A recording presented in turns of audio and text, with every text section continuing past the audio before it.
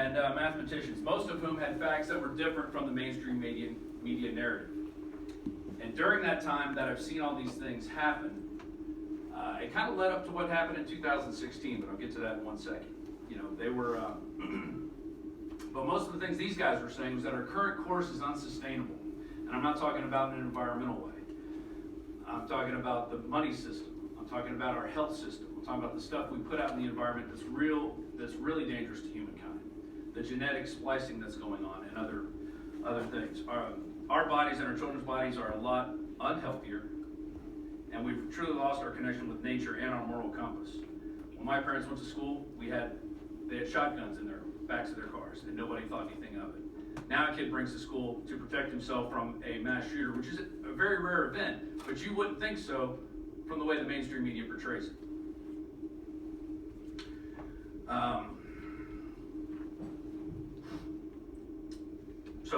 And most of these kids that are these school shooters have been hopped up on drugs, psychotropics, and they're living with parents that are oblivious to their children's world because they're too busy updating their Facebook status. Now, up until 2016, that was fine. The mainstream media was fine with that.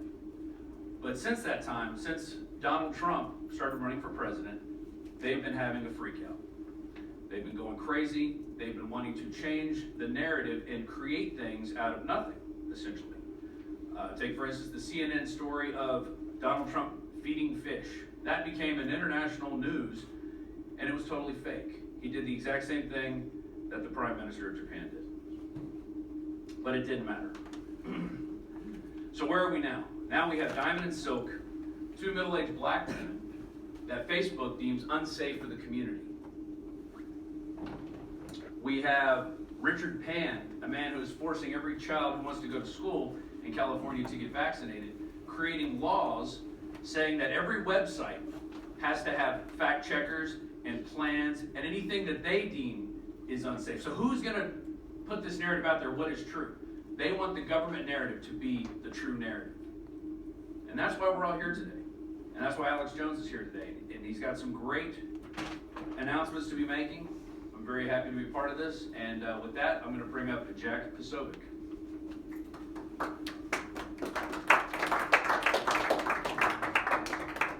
Hi, good morning, everyone. My tablet up here.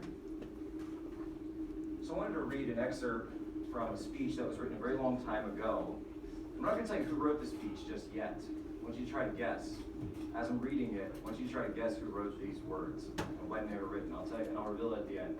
We might take a few guesses, but here we go. We must not be confused about what freedom is. Basic human rights are simple and easily understood. Freedom of speech and a free press, freedom of religion and worship, freedom of assembly and the right of petition, the right of men to be secure in their homes, and free from unreasonable search and seizure and from arbitrary arrest and punishment. We must not be deluded by the efforts of the forces of reaction to prostitute the great words of our free tradition and thereby to confuse the struggle. Democracy, freedom, human rights have come to have a definite meaning to the people of the world, which we must not allow any nation to change so that they are made synonymous with suppression and dictatorship. There are basic differences that show up, even in the use of words, between a democratic and a totalitarian country. We, on the other hand, feel that certain rights can never be granted to the government, but must be kept in the hands of the people. So the basic problem confronting the world today is the preservation of human freedom for the individual. We are fighting this battle again today as it was fought at the time of the American Revolution.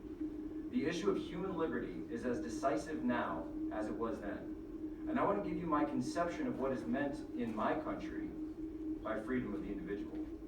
The totalitarian state typically places the will of the people second to the decrees promulgated by a few men at the top. Naturally, there must always be a consideration of the rights of others, but in a democracy, this is not a restriction. Indeed, in our democracies, we make our freedoms secure because each of us is expected to respect the rights of others, and we are free to make our own laws. Freedom for our peoples is not only a right, but also a tool. Freedom of speech, freedom of the press, freedom of information, freedom of assembly. These are not just abstract ideals to us. They are tools with which we create a way of life in which we can enjoy freedom. Now, in the United States, we have a capitalistic economy. That is because public opinion favors that type of economy under the conditions in which we live. But we have imposed certain restraints. For instance, we have antitrust laws. These are legal evidence of the determination of the American people to maintain an economy of free competition and not to allow monopolies to take away the people's freedom. Among free men, the end cannot justify the means. We know the patterns of totalitarianism, the single political party, the control of the schools, press, radio, the arts, the sciences, and the church to support autocratic authority. These are the age-old patterns against which men have struggled for 3,000 years. These are the signs of reaction, retreat, and retrogression. The world at large is aware of the tragic consequences for human beings ruled by totalitarian systems. Politically, men must be free to discuss and to arrive at as many facts as possible, and there must be at least a two-party system in a country, because when there is only one political party, too many things can be subordinated to the interests of that one party, and it becomes a tyrant, and not an instrument of democratic government. Freedom for the individual is an inseparable part of the cherished traditions of our nation. As a citizen of the United States, I pray to Almighty God that we may win another victory here for the rights and freedoms of all men. Thank you. Okay, so who was it? Who do you think it was? Who said that? Lincoln. Who else? One more guess. Jefferson. Mike, you know. Jefferson. That was Eleanor Roosevelt.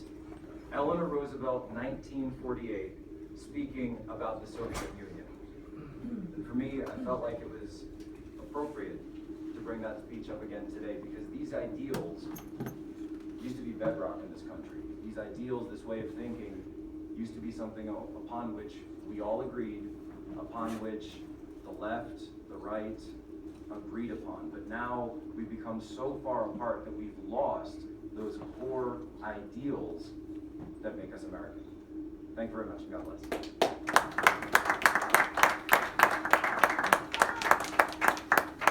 That's Jack Bassovi doing a great job fighting the globalists. I'm going to be getting up here speaking, then some of my lawyers are going to be speaking, breaking some exclusive stuff. In fact, some of this stuff's so amazing now, we're not even sure we want to release it all quite yet, but it's incredible who is funding this thing publicly, and that the lawsuit looks like it was written by a 3-year-old. It's just bizarre how they take the Soros money and then do this, but it is designed to overturn the First Amendment. Now, Dr. Jerome Corsi, great patriot, 3-time #1 New York Times best-selling author who's helped really decide at least one major election. He's been targeted, he's been demonized, he's being censored.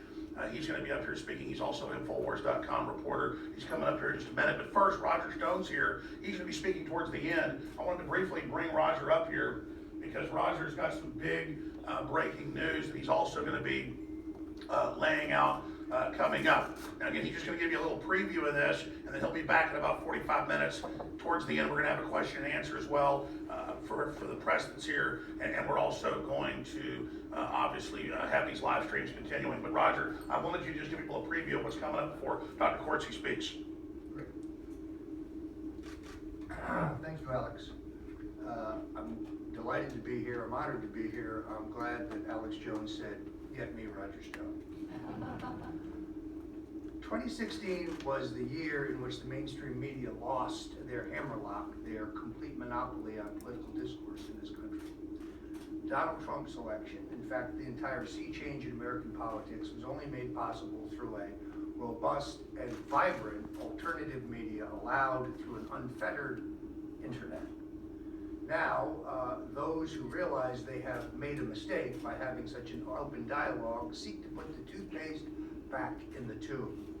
This is not only about the 2016 and 2020 elections, it's about the slow motion coup that's going on in this country, where a fabricated dossier can be used to justify legally the illegal surveillance, the unconstitutional surveillance on the Republican candidate for president of the United States.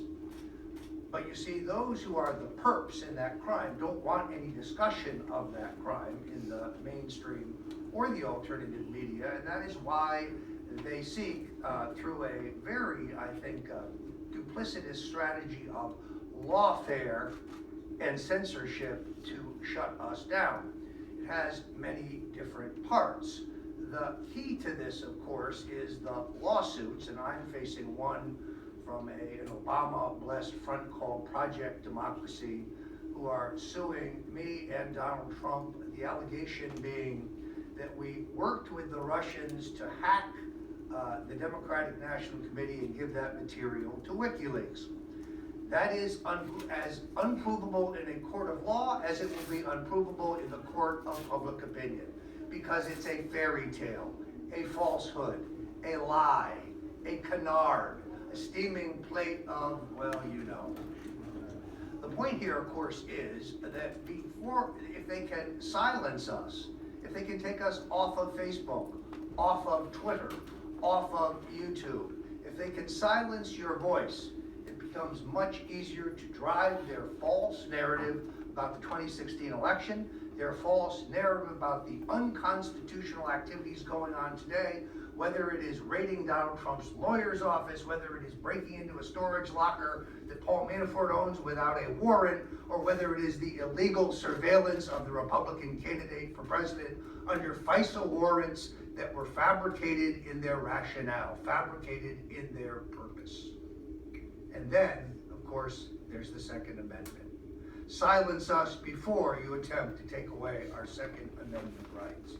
This is a struggle. This is the single most important struggle. Why? Because without our voice, all other issues, trade, immigration, the economy, we are at an enormous disadvantage. The real story here is that the American left no longer is interested in dialogue or debate.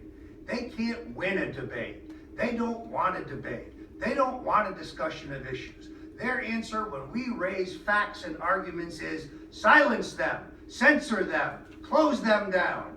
That's why you know they have lost. Thank you. And Roger's going to be back up later getting into the raid on the president's New York building and on his lawyer, now Robert Mueller's, over Stormy Daniels. That's, I guess they're going to find some Russian intel in her underwear drawer. So that's where this is all going. But we're here today specifically on the hundreds and hundreds of lawsuits being filed and financed by George Soros, the Democratic Party, being launched by Hillary's former law clerks, you name it, against InfoWars and against many, many others. I've had 13 of them filed, 6, now 7 have been disappeared, and we're preparing to have countersuits and some other things as well, just to basically punish the people for filing these frauds. So I'm going to be breaking that down in detail here in just a moment. But again, Dr. Jerome Corsi now is going to say a few words about the attack and the attempt to overturn the First Amendment so that all the others collapse.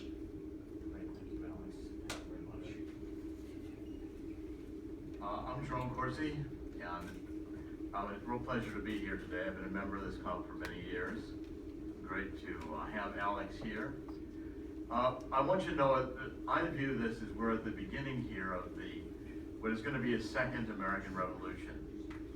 And the second American Revolution, I believe, that is being waged by millions of anonymous people all across the country who are putting their voices behind freedom and behind the Constitution.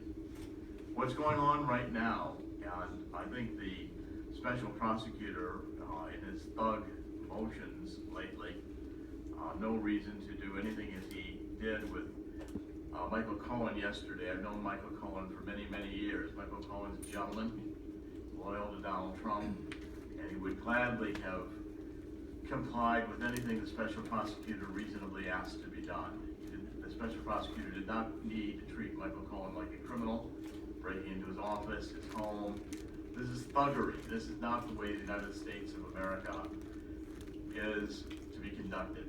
This is a complete violation of civil rights and civil behavior. What's at stake now is the Constitution itself. Because as I maintained in the book I currently have written, Killing the Deep State, that what we have right now is a coup d'etat that was launched within the FBI and has spread across the entire justice system, the CIA, into the Obama White House.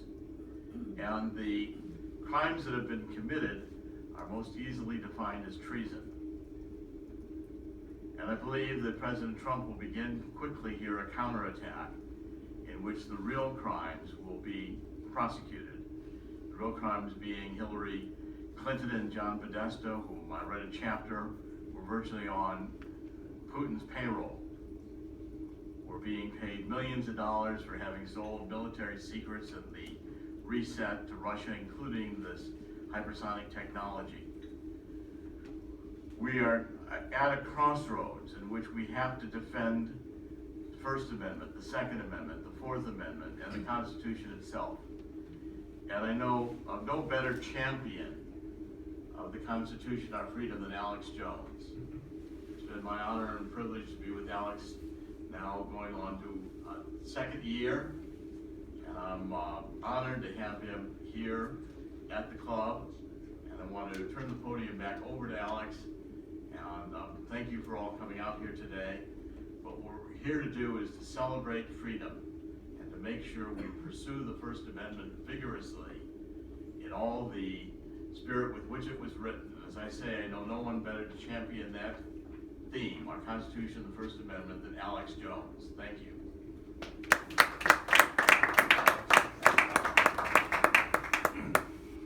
First off, again, thanks for coming out today. I'm going to have one of my lawyers speak with some really important information. Andrew Grossman, a lot of you obviously know him, seen him on C-SPAN and Fox News, you name it, as a leading First Amendment lawyer and a scholar and expert to break down this lawsuit against us, which is like all the others, totally new in law. And that's from the lawyers, that's from the experts. I haven't just I've gotten some of the best counsel in the country here in D.C. I've gone to other counsel professors and had them look at it, other top First Amendment trial lawyers, and they say that what it is propaganda, 50, 60, 70, 80-page filings that then defame myself, the First Amendment, President Trump, you name it, where they just say all these horrible things that aren't true, things that we never said, knowing that they are protected in defamation inside the court. So they sue you for defamation. They put the defamation in their filing against you. The dying corporate media then picks it up and goes out and puts it out as gospel, and then calls for InfoWars as a precedent-setting case to be deplatformed. And going back about 2 months ago, the new CEO of News Corp, while they're merging with Disney, said we're going to shut down WikiLeaks and Alex Jones and ISIS, put us together. And he said once we've shut them down, he said he just met with the tech giants, Google, Facebook, Twitter, we're going to deplatform everybody, and you'll have about 100 choices. This was in the Wall Street Journal. About 100 choices, and then we're going to make hundreds of billions of dollars. And others picked it up and had the headlines, hold on to your tinfoil hat, Alex Jones, because YouTube is about to ban you. And then they removed videos and said that we said no one died at Parkland, and that they were all crisis actors and 24, 25 years old. There was no video of that. They removed our videos and said those videos said that. There was a problem. I had a platform. We re-uploaded the exact videos, the exact files. They got over now 14 million views in about 3 days, drugs linked to it, and everyone saw students saying, we saw the sheriff's department stand down. That was the videos, was the students saying that Coward County stood down. And now we knew why they took them down 3 days in. We were the first to report that. We have the students on, and we showed the local news clips that they didn't want to get out nationally. And that's why they fear InfoWars or Drudge Report or the Daily Caller or Breitbart or people like Mr. Kincaid right here, is even though we all have diverse, different ideas, we're pro-America. We try to tell the truth. Doesn't mean we don't get some things wrong sometimes. And they don't like the fact that we can challenge their narrative. They didn't want you to hear from those students that saw the stand down. They didn't want the story to be about the stand down. They want it to be about, oh, these 4 students they chose out of 3,000 to be the poster children for disarming the American people. So they told us, we don't like you putting out different talking points, different ideas than what the Soros Democratic Party funded media wants. And that's the real sin of InfoWars. And that's why we've got to be misrepresented as racist, as Russian agents, as saying Alex Jones believes that there's Martian slave colonies. There's no video, there's no audio, there's no nothing. There's nothing. I had a leftist CIA agent on a totally other subject. He just blurts that out and then kind of smiles like handed me the bomb. I mean, that, and then the media hits it and says, Jones says there's Martian bases. They're the ones with the fake news. I mean, imagine cooking that up. Get on there and say there's Martian bases with slave kids, and then say Jones said it. That's the fake news. There is no video of that. There is no video. There is video talking about gay frogs. And that's admitted with the atrazine. I was reading like the Journal of Nature like 8 years ago. They went, oh my God, we got him now. No one will believe that. We'll cut the Journal of Nature off the front. And it's just Jones saying, the atrazine's turning the friggin' frogs gay. So again, you're off the races. They branded me as that. And so it makes me pretty popular at my kids' school when I go there. That's the big joke. It's gay frog, man. It's the new superhero. It's kind of mutated now that I'm the gay frog. So there you go. Warn people about toxic chemicals. You need to become the toxic avenger. But instead, 2018, it's Mr. Gay Frog. So there you go. Mr. Gay Frog, you may disagree with him, but I think I have some free speech rights. So let me just get into some of these points on the lawsuit in the specifics. And then we're going to have Mr. Grossman up here, who's the real expert. Continuing with this war on free speech, this really is an attack on the First Amendment, and in that falls, everything else falls. And as Americans, we should all agree that there should be a First Amendment, and we should all be able to look at the facts and know when university, taxpayer-funded university, because Georgetown claims it's private, it's massively publicly funded, so is their so-called civil rights or free speech clinic that now actively tries to overturn the First Amendment. So here are some of those points. This lawsuit is an assault on the First Amendment right to free speech. It isn't just about myself, but it's about every single American who exercises their right to say what they think about what they see reported in the media and by the government. If Mr. Gilmore wins, Brennan Gilmore, we will lose that right. We're not just saying that. Lawyers across the board have said, if this guy actually won, it's not really him, it's the law professors that are, and the whole board, Soros funded, it's just incredible, the whole board. If Soros wins, the literal Nazi collaborator that has overthrown all these other countries, if he wins with all his paychecks he sends out, then this will be the repeal of the First Amendment by fiat. And look at the universities. They are now engines of anti-free speech on record. They are now cancers, almost to a one, that do want to overturn the First Amendment as well. And if a woman there tries to come and speak from any position they don't like, men will beat her in the head with bike locks till she goes to the hospital, and the mainstream media will say, Antifa needs to be violent fighting these Nazis. They will defame you and call you a Nazi and say you deserve to die. That's the universities. They are now Maoist centers. In fact, they even have adopted, at the University of Texas and other ones, Maoist nomenclature. They call themselves Red Guards. That's what Antifa really is. They're communists, and they say, we are going to take your free speech. So that's their street level enforcers as well. But every time they arrest these Antifa people, it turns out they're professors wearing a mask that are out hitting women in the head with bike locks. This is the type of folks we're talking about. Everyone tells me that this lawsuit is a mess and that it's going to be thrown out of court. But we are taking it seriously because the stakes are so high. There are so many problems with the lawsuit that it's hard to know where to begin. There's the First Amendment issue, and that's the reason enough to get it thrown out. But there are so many other things. Like the complaint doesn't even say how the things we actually said on InfoWars are wrong in any way that matters. And even if I did get something wrong, the complaint never shows that we knew about it and that it was intentional. The Supreme Court says the plaintiff has to show, but there's nothing in the complaint, just some propaganda. I mean, no facts. Then there's the technical thing, personal jurisdiction. Basically, he has to show that we reached out specifically to the state of Virginia when he put the videos online, again, noting that just some propaganda has been put out. And just continues with, I'm trying to research the filing itself. Everybody should read it. In fact, were we able to print off a bunch of these and bring these today?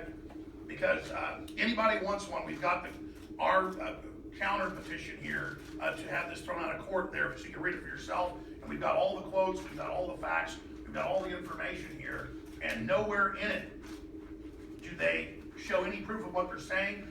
They also put things in the suit, again, that we never said. They say that I said A, but then I really said C. I mean, that's what's so scary about this is, when you talk about the definition of fake news, the definition of fraud and propaganda, that's what this is. But continuing with some of my notes here, and then I'm going to move on to other folks so we can get to the question and answer. The real reason most of you are actually here today. It's just shocking that we're here in Washington, D.C., having to openly try to raise the alarm for the defense of free speech. And what do we have here mainly? Alternative new media, which in many cases is bigger than mainstream media. But notice you don't see so-called mainstream corporate media here predominantly because they have decided to circle the wagons, and they have decided to unify behind a project and an operation that the CEO of News Corp openly talked about 2 months ago that I mentioned earlier, to end the First Amendment as we know it, because they were arrogant previously and thought that they could just ignore the independent media and that, oh, it was just ragtag groups, and oh, they're the establishment media in the $100 million studios. But as they've learned that on election week I had 86 million viewers and listeners, that's actually people that tuned in and listened or watched. And when they saw that, and they realized that I had on average 30 to 45 million tuning in every week before that, and they saw our new plateau every week of about 50 million tuning in, they said, we've got to shut this down. But they were always arrogant. Before, Drudge Report's been the biggest news site in the United States for 20 years. And up until about 2 years ago, they were still saying Drudge is going down, Drudge is going to fall apart, Drudge is over, Drudge is a joke. And he was always bigger than they were. And now they finally don't say that anymore. They go, okay, it's the second biggest website period in the world and the largest news site in the world by an order of many, many magnitudes. So a website that 2 or 3 people run has more traffic than all the mainstream media combined.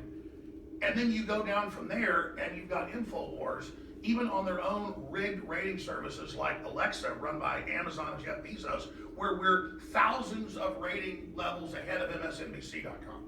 So again, how do they deal with a website that's got 10 people working at it, and it's got many, many, many, many, many times the traffic? I mean, some days thousands of times the traffic.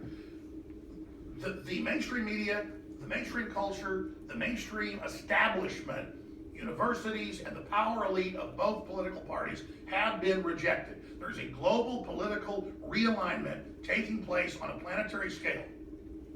And the establishment knows that, and they don't know what to do. So that's the point we've gotten to. And we are here in the middle of a very, very serious global revolution. And it's up to all of us to be the Paul Revere's in the modern age to raise the alarm. So I commend the press that's here. I see people right here like Mr. Kincaid. I remember when he used to be on CNN on Crossfire, back when that show had up to 15 million viewers, because they had real people on there having real debates. Now he's here with his little camera, writing his news articles, but he's just as important as he ever was, you see.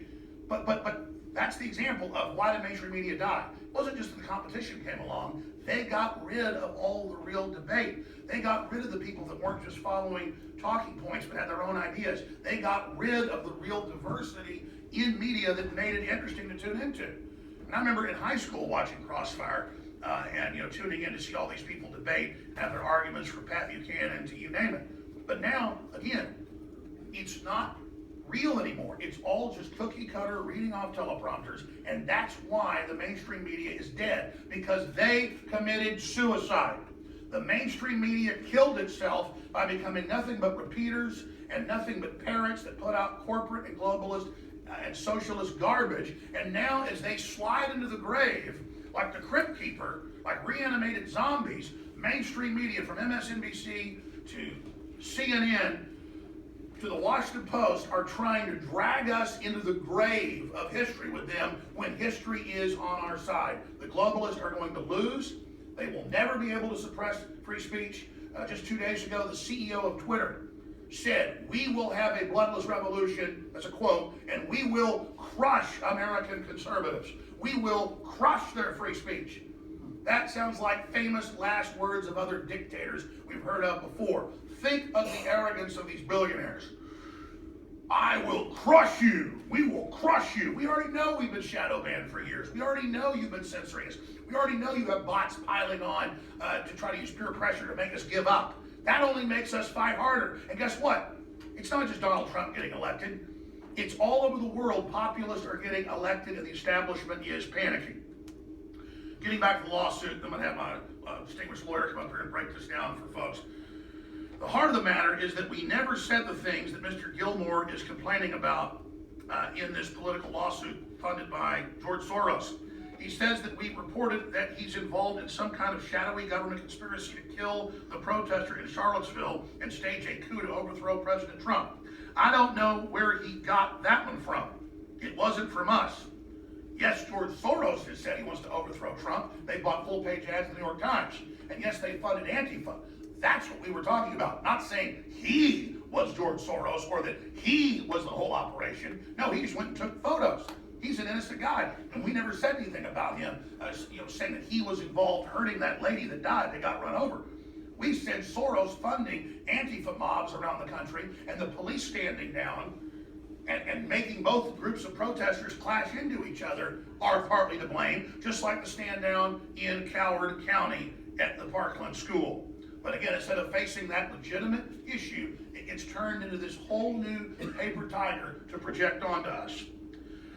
What Mr. Gilmore, and again, I think he's a good guy, what Soros and the university is doing with taxpayer money, what he's doing here is twisting our words beyond all recognition so that he can play the victim and bring a lawsuit against myself and get headlines. And that's what the university is really looking for, headlines against the First Amendment.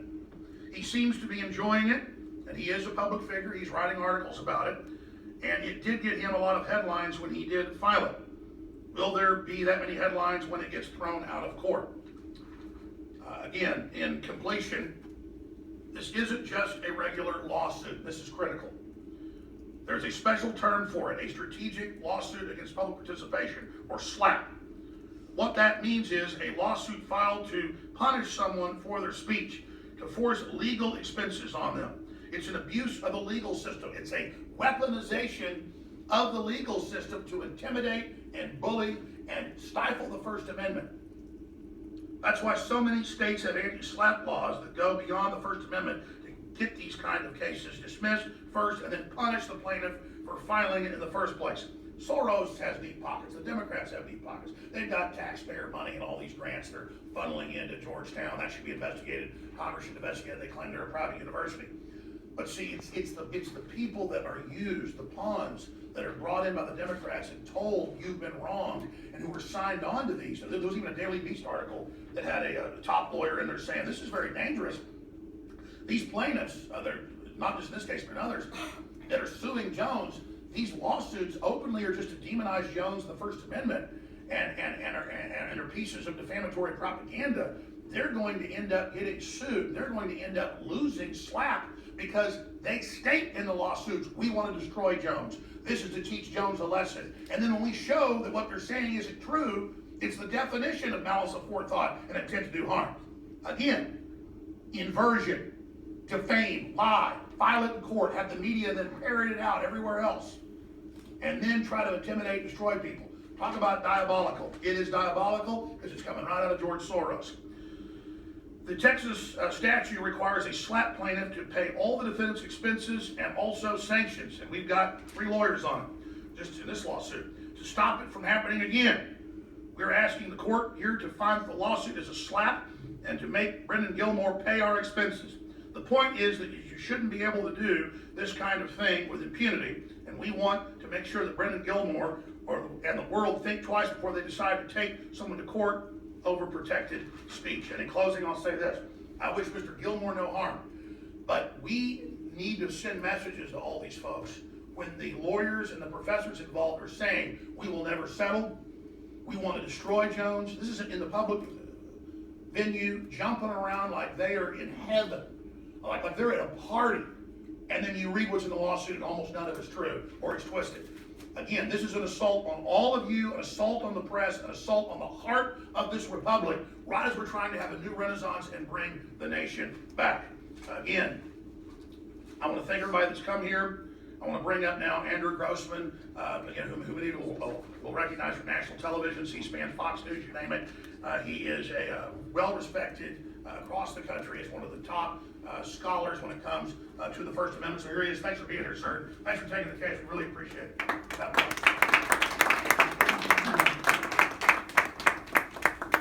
Good morning. My name is Andrew Grossman. I'm a partner at the law firm Baker Hostetler, and I represent Alex and InfoWars in the lawsuit that was filed by Brendan Gilmore. This morning, we asked the district court to dismiss Mr. Gilmore's lawsuit, to require Mr. Gilmore to reimburse InfoWars for the expense of responding to his lawsuit, and to sanction Mr. Gilmore for using a federal court to wage a publicity stunt. Now, let me be clear about this. Mr. Gilmore's claims against Alex Jones and InfoWars are legally defective. We are confident that the suit will be thrown out of court. But make no mistake, vexatious lawsuits like this one are dangerous because they seek to chip away at our cherished First Amendment rights. The First Amendment gives all Americans the right to have their say on the day's news. Alex Jones thought it was strange that Mr. Gilmore was popping up in all the media coverage on the events in Charlottesville with what seemed like the same anti-Trump talking points every time. And that is exactly what Mr. Jones questioned. Was the media, with Mr. Gilmore's eager assistance, spinning the story against President Trump? That is the kind of probing question that every cable news analyst, every columnist, and every American who cares about what's going on in this country asks every day. They try to make sense of what they see reported in the news, and then they say what they think. The First Amendment absolutely protects that speech. Now, Mr. Gilmore disagrees. He obviously opposes Alex Jones's political viewpoint. He says that InfoWars is not what he considers to be responsible journalism, and that it can therefore be suppressed. His lawyers say that the law should distinguish between speech that informs the public and speech that they think misinforms the public. But the whole point of the First Amendment is that people like Mr. Gilmore and his lawyers do not get to decide whether their political opponents are allowed to have a voice. They do not get to decide what the public is allowed to hear. That fundamental misunderstanding of our First Amendment rights is just one of the reasons that Mr. Gilmore's suit has to be thrown out. Another reason is that InfoWars did not defame Mr. Gilmore. His lawsuit says that Alex Jones asserted that he, that is Gilmore, was, quote, involved in an alleged government conspiracy to incite violence in Charlottesville, and that he planned or participated in James Alex Fields Jr.'s car attack in Charlottesville on August 12, 2017. It's a mouthful. Alex Jones did not say any of those things, any more than he accused Mr. Gilmore of participating in a conspiracy to fake the moon landing, or of aiding and abetting a takeover of the United States government by space aliens. There is not a single word in Alex Jones's commentary about Mr. Gilmore inciting violence or plotting murder. All of that is the invention of Mr. Gilmore and his lawyers. They manufactured this controversy so they could file a lawsuit against Alex Jones and reap the publicity.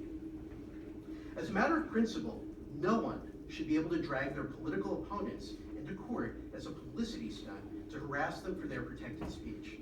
That kind of abuse must have consequences, so that when people like Mr. Gilmore are thinking about filing suit, they think first before they do so. And that's why we're asking the court to find that Mr. Gilmore's lawsuit is what the law calls a strategic lawsuit against public participation. If the court agrees, Mr. Gilmore will be required to reimburse InfoWars for the expense of responding, and will be subject to additional monetary sanctions. Mr. Gilmore brought these consequences on himself. He leapt at the chance to file a lawsuit instead of exercising his own First Amendment rights to talk back. We can only hope that he will come to understand the wisdom of Justice Brandeis's words, that when it comes to fighting perceived falsehoods and fallacies, the remedy to be applied is more speech, not enforced silence. And with that, I'll turn it back to Alex. Thank you.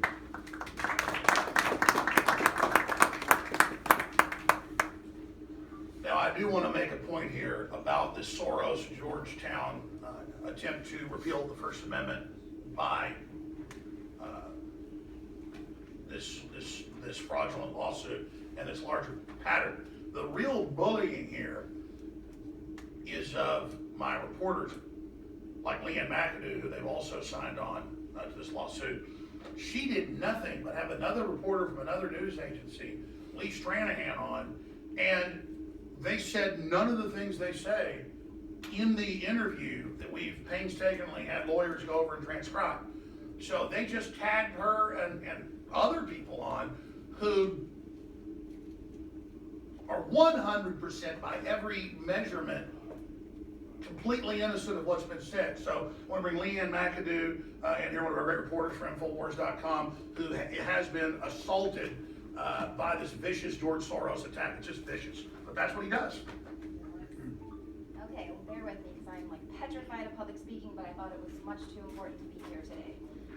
So facts don't care about your feelings, right? So I'm Leanne MacAdoo. I am a reporter with InfoWars, and I am here today with this kind of ragtag crew of dissenting voices because I've been named in a lawsuit simply for having the good fortune of knowing how to make a video go viral. That's it. I know that sounds crazy, but that is the precedent that is being set with this case. And that should be very concerning for anyone who is in the business of asking questions. So viral videos, right? These are a new currency in today's world that we live in. They are power, they represent power. And it's a power shift from the traditional media sources going to now the new media. And that is very scary to an empire that is used to being able to filter their propaganda through just a few channels. And so here we are. I don't think that any of us want to live in a world where there are no dissenting voices. You can take a look around at any authoritarian state and see what that looks like. It ain't freedom, okay? It's been said that, I might not agree with what you have to say, I might not appreciate it or like it, but I will defend to death your right to say it. And that is the difference between those of us who enjoy and uphold our constitutional freedoms versus those who seek to eliminate wrongdoing. And that's the beauty of living in this country. We have the freedom to make choices. And that's the real power. You can choose, if you don't like what someone's saying, you can choose to change the channel. Or if you don't like what they're printing, you can choose not to buy their paper, right? And it seems as if that's the real crux here. If that's what's happening, is the majority of Americans are no longer buying what the mainstream media is selling. They're losing a lot of money, a lot of eyes on their content because people are changing the channel. They're making that choice to turn off the programming and tune in to the new media. The new media is there without these state-sponsored swamp tales that are being told directly from the source's mouth, right? But we're talking about deep state, anonymous sources that cannot be fact-checked. And they might not have the best interests of America at heart. We don't know, right? But these are your sources that they're telling you, whispering. You have to ask yourself, did they have the best interests of America at heart 15 years ago when they were peddling their weapons of mass destruction myth to an all too eager media who was ready and willing to help drum up support for war? A very costly war that we now know in hindsight was launched on a lie. And this was a lie the media was all too happy to tell. And now we're seeing, even now, the media is kind of rejoicing this trampling of our freedoms, even just to ensure that their preferred puppet is elected into office. I mean, is anyone paying attention to how many former intelligence agents are running as Democrats in 2018, right? We can't trust America anymore to make the right decisions of who's going to rule over them. I mean, they elected Trump, right? So we've got to get in our guys to the back door and make sure that these guys know who's boss, right? So this is how close we are to slipping into a totalitarian state. And it's not going to be under a dictator. Not yet, right? Not yet. But we can thank those who are meant to check those in power. But instead, they are lined up like lemmings in lockstep with unelected bureaucrats of the deep state and the tech left, who can't beat us with ideas, so they are rallying behind censorship and shadow bans. They are pushing this idea that the aggressive, progressive agenda is the only acceptable narrative. Anyone else, eliminate the wrong thinkers, send them off for extreme rehabilitation. No dissenting voices. That's where we're headed. And it's kind of ironic because we've sort of watched over the last year as the aggressive left and the media have actually morphed into the anti-government conspiracy theorizing resistance, right? The dissenting voices. So you've got to be aware of rooting for the chipping away of our civil liberties, because that leads to tyranny, and you may soon find yourself being the ones who are silenced. Thank you.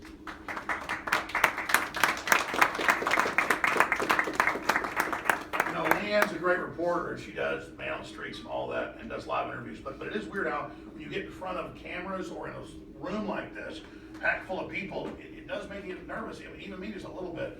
But I think I'm a little nervous because we have to be here in D.C. fighting these fake lawsuits, and the magnitude of it, that's not just rhetoric, that they're trying to overturn the First Amendment at the universities and online, and the heads of the tech giants have been caught on hot mics saying we're going to censor anybody that exposes radical Islam coming into Germany on Facebook. And then now Zuckerberg's doing that here. And again, Diamonds and Silk. They're just such sweet ladies, been on my show many times, been all over national news, hundreds of millions of views on their YouTube, and Facebook bans them and says you're a danger to the community, close quote. So this is a rolling snowball that's beginning to censor everybody, and it's like Matt Drudge, 2.5 years ago, made a surprise visit to my studios in Austin, Texas, to warn everybody that he just met with a Supreme Court justice, the other conservative that didn't die a year later, that's still to go unnamed. A guy kind of the target of a fake Me Too movement as well. And said, I met with him. He's met with the people in Congress. They are planning, when Hillary gets elected, to end the First Amendment and to go after everybody's free speech and create internet ghettos. And then we've all now seen that happen, except Hillary didn't get in, but they're still trying to execute the operation. They're still gearing up for this. They're still pushing it. They're still preparing it. And they're still going along as if Hillary Clinton always was going to be elected and did get elected. Now I'm going to bring Roger Stone up here in a minute. He's got some people out there talking to him in the hall. I'm not sure he's going to know that, so let's get Roger ready. We're about to bring him in. A lot of party going on out there in the hall. But when we sit here and talk about this attack on free speech, it's critical to understand that it's not just a leftist movement. It's a perfect storm of the dying mainstream corporate media and the dying establishment newspapers, dying of their arrogance, dying of not having competition, dying of how desiccated they are, and how they just put out the party line, whatever that new party line is. You have them lined up with, again, some of the CEOs, like the head of News Corp, who have decided that they're going to end internet freedom because they can't compete with it. So that's the big announcement. They've chosen WikiLeaks and they've chosen InfoWars as the lead elephants to take down. And when they take that down, they're taking everybody down. And that's why there's no corporate media here, is because they've been told this is the business plan. We're going to demonize and brand all media we disagree with as racist or as fake news or as Russian, so we can shut it down, and then everything else is going to be shut down, and then everyone's going to be forced to watch us, just like you're forced to watch CNN in the airports and at bus stations and at train stations, and even at Trump Tower or the Trump Hotel that I was visiting for dinner last night. And I'm in there and there's CNN on, and I shot a video. I'm like, what the hell is this? I'm sick. When I was in high school 27 years ago, they came in and put TVs in my senior year in all the classrooms, paid for by a government grant. I remember asking the teacher, and she goes, oh, here's the brochure came with it, actually. This is paid for by the federal government, and it's CNN tailored for young people. And I turn it on. America's bad. Guns are bad. All whites are evil racists. I mean, I was getting the most hardcore SJW stuff 27 years ago, and it's one reason that I woke up, because my first period class was typing when I was a senior. I hadn't taken that yet, so I decided to take typing. And I'm sitting there, and now for 10 minutes first, let's watch CNN. And I'd sit there in typing class going, I want to learn how to type better, not taking, 1/6 of the class to sit here and watch 10 minutes of anti-American crap. And I had already read so many history books and things. I knew what authoritarianism was. I knew what propaganda manipulation was. And so, my God, this is like Orwellian. I'm force-fed. I'm trying to eat a steak at Trump Tower, and I got damn CNN looking down on me. And then if I'm in the airport, there it is. And a lot of restaurants, you walk in the bathroom, and there's Anderson Cooper looking down at your ding-ding. And it's like, can I just get these people out of my life? I don't want to censor them. I don't want to shut them down. I don't want to put them in prison. I just want to be able to change the channel, but I can't. Instead, it's every night on CNN. Roger Stone's a Russian Asian. Alex Jones is a criminal demon. George Soros was a Holocaust survivor and battled the Nazis. Alex Jones says he helped them. No, he said it on 60 Minutes. And that's why Soros has a hit out on my free speech, specifically because he doesn't want me to say that he said he had the best time of his life rounding up Jews. You can't make this stuff up. The best time in his life, I quite enjoyed it, smiling like a demon. Talk about psycho world, and he is financing a lawsuit against Leanne. Come back in here. Sweet Leanne MacAdoo. Look at this. Come here. Look at this. Seriously, talk about bullying. Come back over here. Because Soros is funding that whole board, that whole deal. What do you want to say to the Nazi collaborator? He's targeting you already. You want to say something to him?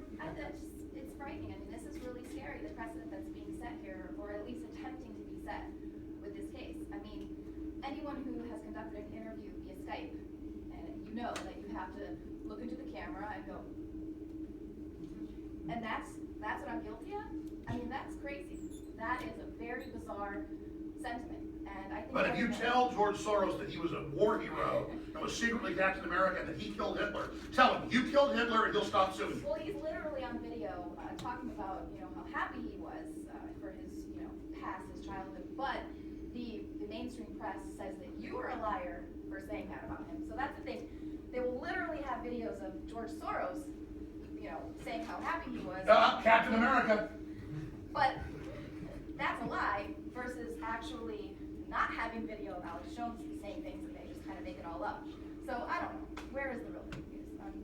Great job, Leanne. There you go. Sorry about Soros. Seriously. So I want to say this. I apologize to George Soros. He actually went in on the D-Day invasion of Normandy. He personally killed 5,000 Nazis and severed Hitler's head. I'm telling you, he is a superhero, not a supervillain. They don't model James Bond movie villains after him. Actually, they admitted 2 James Bond villains ago was actually based on Soros and his quantum group, but that's okay. I want to kneel to Soros and say, Your Lordship, you are a hero that killed Hitler. There, they'll probably put that out. Anderson Cooper. Jones admits tonight that it was actually George Soros. And here's hidden film footage the OSS had from World War II as he fights 400 SS officers who had actually turned into werewolves and then severs the head of Adolf Hitler. So, that's the truth. Soros killed Hitler. So, hail Soros! Now, let's get serious. Roger Stone with the big breaking news inside baseball on the whole Mueller thing. That's an attack on our civil rights, our voting. Voting is a form of speech. The ballot box, of course, jury box, the grand jury box. These are all part of our speech, part of our action. And our basic civil rights are under attack. They want to overturn the president we've elected who's turning the country around.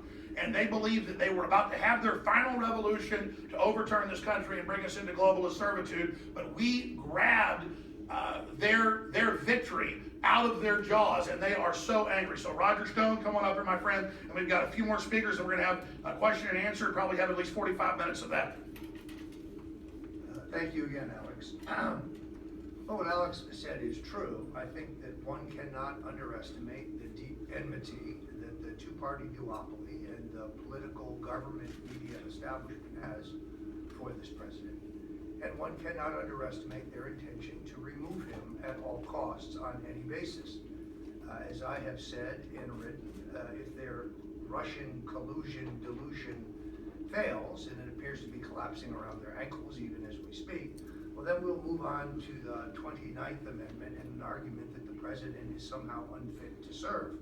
You can already see people like Joe Scarborough and Don Lemon and others trying to lay the groundwork for that argument. I've known Donald Trump for 39 years.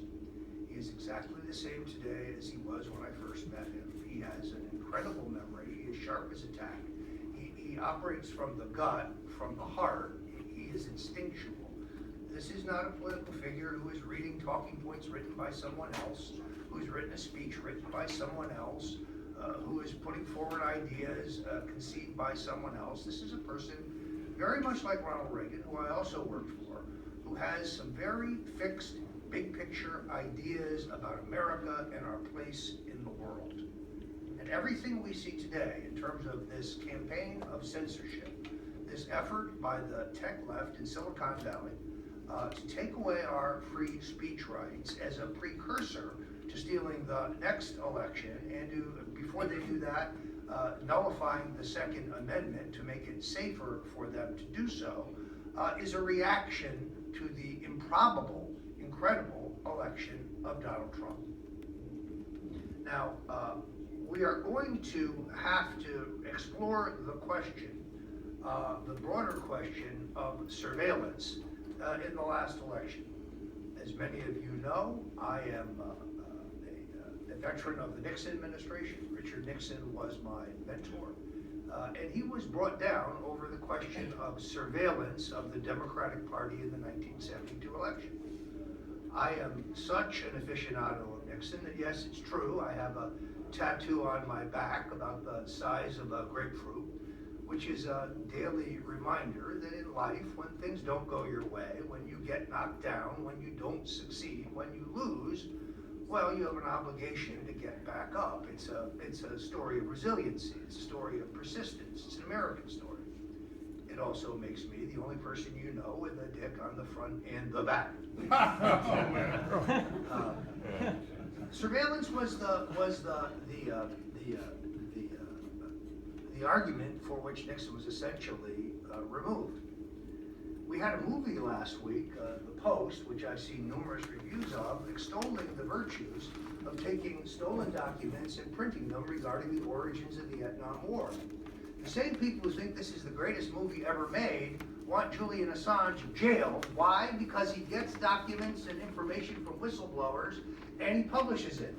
Here's the difference between WikiLeaks and the Washington Post and the New York Times. In 11 years of publications, nothing Julian Assange and WikiLeaks have ever published has been questioned in terms of its accuracy or its authenticity. Can the New York Times say that? Can the Washington Post say that? Can CNN say that? The answer is no. So the vilification of InfoWars, the vilification of WikiLeaks, is because we stand between them and their attempt to take back the political system in this country. Those who want to impeach or remove Donald Trump should be mindful that we have a 100% increase in economic growth. The GDP in the national economy is growing at 3%. The best Barack Obama could ever do was an average of 1.5 points, and we were told that was as good as it was going to get. You just don't understand. This is the new global economy. Get used to accepting less. Well, Donald Trump has disproved that. Now, I do believe that had he done the tax cuts earlier rather than the travel ban first, the tax cuts would have had greater opportunity to have traction, which would have had an even greater impact on the coming congressional elections. But that said, I still think the economy will be robust this November. Now you have the prospect in Korea of peace talks and maybe a plan to denuclearize North Korea. I think there's a high probability that Donald Trump could come back from his meetings abroad with the North Koreans with a peace deal and prosperity at home. Those who want to try to impeach him ought to be mindful of the enormous leverage that will give him with the American people. We are on the verge of both peace and prosperity. Now, it was not long ago that his critics were saying all this saber rattling with the North Koreans, why it's dangerous, is going to lead to World War III. No, what it's led to is meaningful peace talks. Because our adversaries respect strength, they do not respect weakness.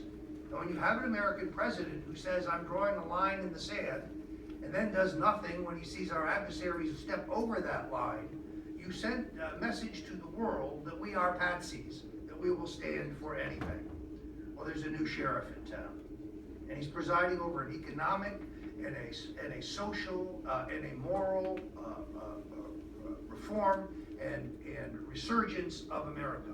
And that is why they seek to remove him. Why do they want to silence InfoWars? Because we're the tip of the spear. Because we cover the stories that no one else will cover.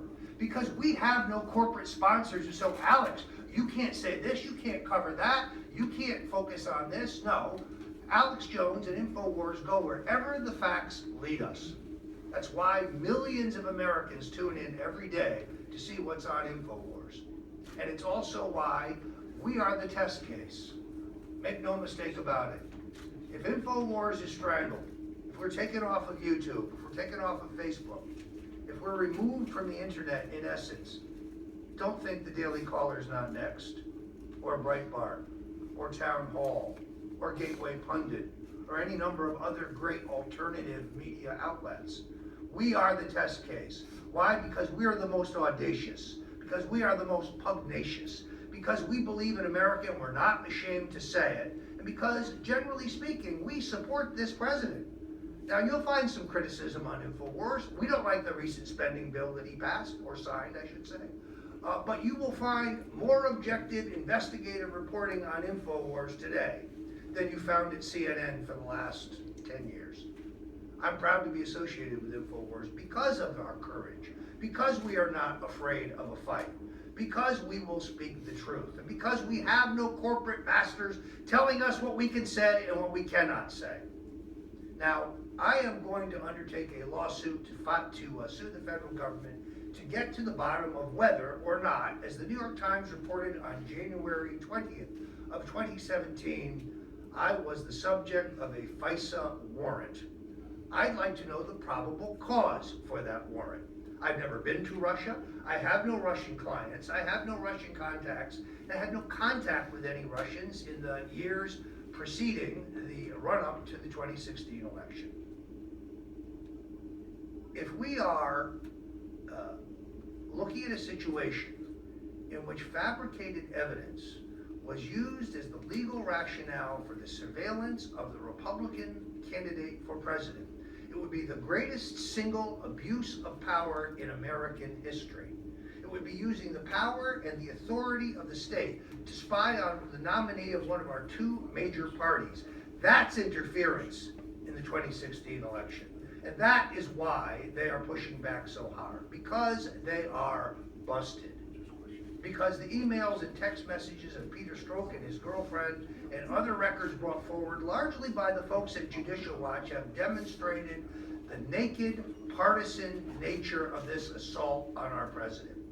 I'll be filing in the federal courts very shortly in an attempt to get at the bottom of whether I was unconstitutionally surveilled. I also, like Alex Jones, I have to fight a panoply of phony harassment lawsuits that are filled with lies, but that are peopled by Ivy League educated attorneys who know that they are in violation of their oath, but do so anyway for partisan purposes. Like my mentor, Richard Nixon, like my president, Donald Trump, like Alex Jones, I'm a fighter. I have no intention of rolling over to this attempt to strangle our free speech rights. Thank you. Thank you. We've got two more speakers that are going to pop in. We're going to talk to Lee Stranahan. We're going to talk to Lucian Windrich with the Gateway Pundit. Both those groups have been sued. The Gateway Pundit, but also Lee Stranahan, who's a syndicated radio host, TV host, and has a popular website. And he was the fellow that was on with Leanne on the television/radio program a few months ago when we had the situation again in Charlottesville, and they simply said, "Who's this guy we see everywhere? All he puts out is Democratic talking points. Look how obvious they're not talking to any other witnesses." That's what we're saying. It's like the 4 high schoolers they chose to be PR people, and within one day of the event in Florida, they were already saying that that they were funded by the March for Our Lives, which was funded by the whole Soros Women's March.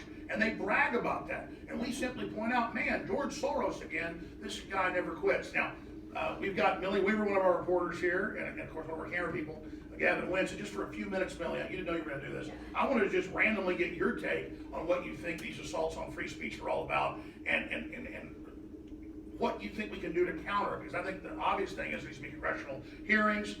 There needs to be, Trump needs to bust up these big tech companies that are anti-free speech. But that's the action that needs to be taken by the executive immediately, because this country is in clear and present danger. But you're one of our roving reporters that goes all over the country. What are you seeing across the country, just briefly? Millie Weaver. Hi, I'm Millie Weaver.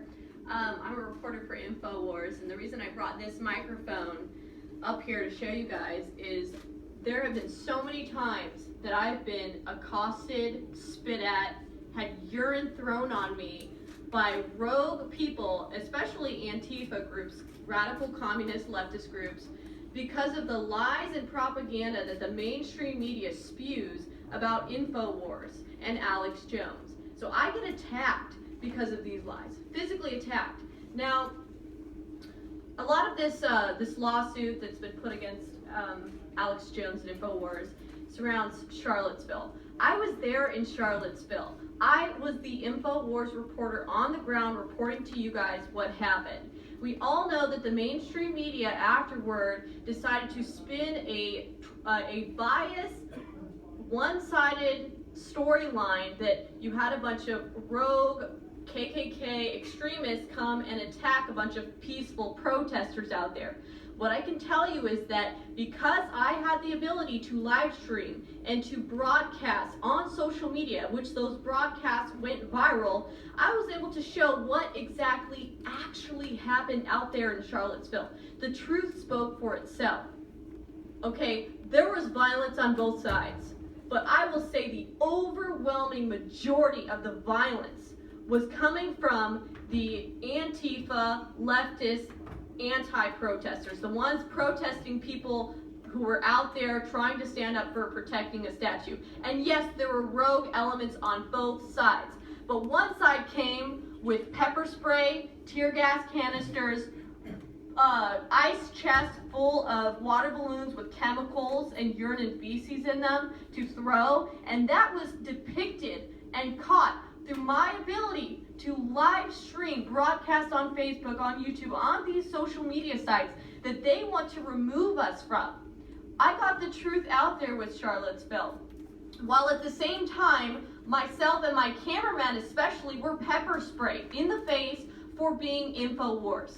I made it clear to both Antifa and some of the radical elements on the alternative right side that we did not agree with any of their positions. We do not agree with communism. We do not agree with fascism. But what I told them was, I do agree with your right to free speech. Both of you guys have a right to be out here and peacefully protest. That didn't stop us from being pepper sprayed and attacked because of the lies and the propaganda that the mainstream media spreads about us in InfoWars. That's why it's so important that we protect free press, guerrilla journalists. All of us out here today who are in this room should understand and know the importance of our ability to go out there and tell the truth when sometimes the moral integrity of mainstream media is lapsed. Thank you very much. I appreciate the honor to speak here today. Thanks, Alex. And hey, again, what a team, Gavin and Millie, and you can watch that incredible footage. And that's the point is, she's a woman out there being spit on, hit, attacked, pepper sprayed, and the police stood down and watched it. And hell, I'm surprised Soros didn't sue her, because that's what we do. We go show what they did, and we go, why are they saying that the Antifa are these loving little sweetie cakes that didn't do anything wrong? And then we all get called Nazis when Millie was out there, didn't agree with either one of the groups. We made that clear. And then we're sued because we covered it. That's really it. Right now, we can't stream on our main YouTube channel because of fake strikes. They removed the other fake ones. But still, they left one of the fake ones up there saying that we said nobody died at the shooting in Florida. We never said that. They just lie about us because they're lying against all of you. Mainstream media is the fake news. These lawsuits are fake. They're defamatory. They're frauds, and they're going to be defeated. Now, we're going to go to question and answer here in just about 10 minutes. We've got 2 more speakers. And then my lawyer needs to go do some filings, so he should be up here first to take any questions in about 10 minutes. Andrew Grossman. But again, Lee Stranahan is here. He has been named in the lawsuit as well. And again, said nothing that they say in the lawsuit. They have just misrepresented everything, again, as pure bullying of the First Amendment. So Lee, please come up here and speak. Thanks, Alex. Thanks, everybody. First, I'm a reporter, so I have to ask Millie a question. Because I was watching some of the footage. When you talk to the alt-right people, they told you, am I correct? They told you they're not in favor of free speech. Yes. You asked them about, do you think communists have a right to free speech? That's right, Here comes the podium. Okay. Yeah. That's actually one point that I wanted to talk about that I forgot to talk about. The And we communists. have never met before. No, we haven't. But I was That's so watching crazy. the footage, yeah. The communists And they said we were with the alt-right, and we don't agree with it. Yeah, so this was a very peculiar happening. The communists on one side said, free speech for us, no free speech for fascists. So essentially they can speak, but they wanted to silence the speech rights of the fascists or anyone they presume to be a fascist. The fascists, on the other hand, were out there saying, free speech for us, no free speech for communists. And communists happen to be anyone they labeled a communist. That's the danger of when you have either side calling for free speech. It's a matter of who should we silence and why. The reality is we shouldn't silence anyone. That's what struck me. I was watching your footage, yeah. You were wearing a hat. Yeah, thank So you. you're harder to recognize now. But everybody, well, good morning. I'm Lee Stranahan. I want to thank Alex for having me, and I want to thank all the other speakers as well. We sit here this morning at a really interesting time on the precipice of the potential of a nuclear war. I want to say that really clearly. We're sitting here right now at the precipice of a potential nuclear war. And I say this as somebody who's got kids, but also as somebody who 5 years ago quit my job at Breitbart News to go to Lebanon to report on the Syrian conflict. I came back in 2013 talking about stuff I didn't see anybody in the mainstream press talk about. I was talking about a group called ISIS. I interviewed over there people from the UNHCR. I interviewed religious leaders, including Louis Sacco, the Patriarch of Babylon, who's the head of the Iraqi Catholic Church. I interviewed Muslim refugees, Druze, Christian refugees in the town of Malula. Now, I would love to show you that footage. I would love for you to all to watch what I said about the Syrian crisis 5 years ago, but you can't watch it. And the reason you can't watch it is last year, my entire YouTube channel, 1,000 videos, 10 years of work, was taken down summarily by YouTube with no explanation on 3 community guideline strikes. Every video I'd made, including videos of my family, including the comedy videos that I'd made against the Republicans back before I worked for the Huffington Post, which I did, when I was a Democrat, all of my videos were removed, every single one of them. Now, I say this because I approach people, especially if you're here from the mainstream media, I'm going to try a different tack. I approach you as colleagues. I approach you as other members of the media who, just like everybody who's spoken, depend on something. You depend on the First Amendment. You depend on New York Times versus Sullivan, which if you haven't read it, I would strongly recommend you read. You depend on things like Brandenburg, my lawyers here, is that correct? Am I getting it right? Yes, sir. There we go, Brandenburg, right? You depend on these things for your livelihood. Now, I have a 10-year career of doing journalism. I came into journalism late in my 40s. I have done factual reporting for 10 years on big stories that the mainstream media frankly got wrong. The Anthony Weiner story is an obvious one. The John Edwards story is another one.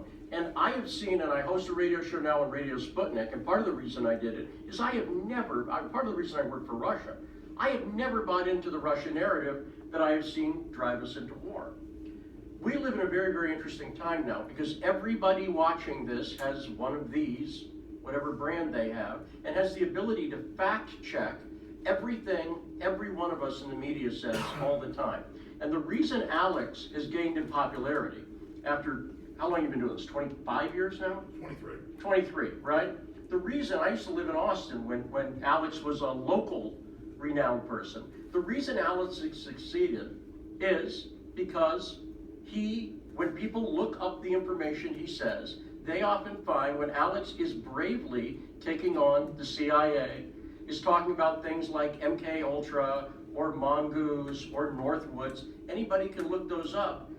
When Alex drops Carol Quigley's name, as he did recently with me, people look it up and they go, oh my gosh, what he's saying is completely right and completely provable.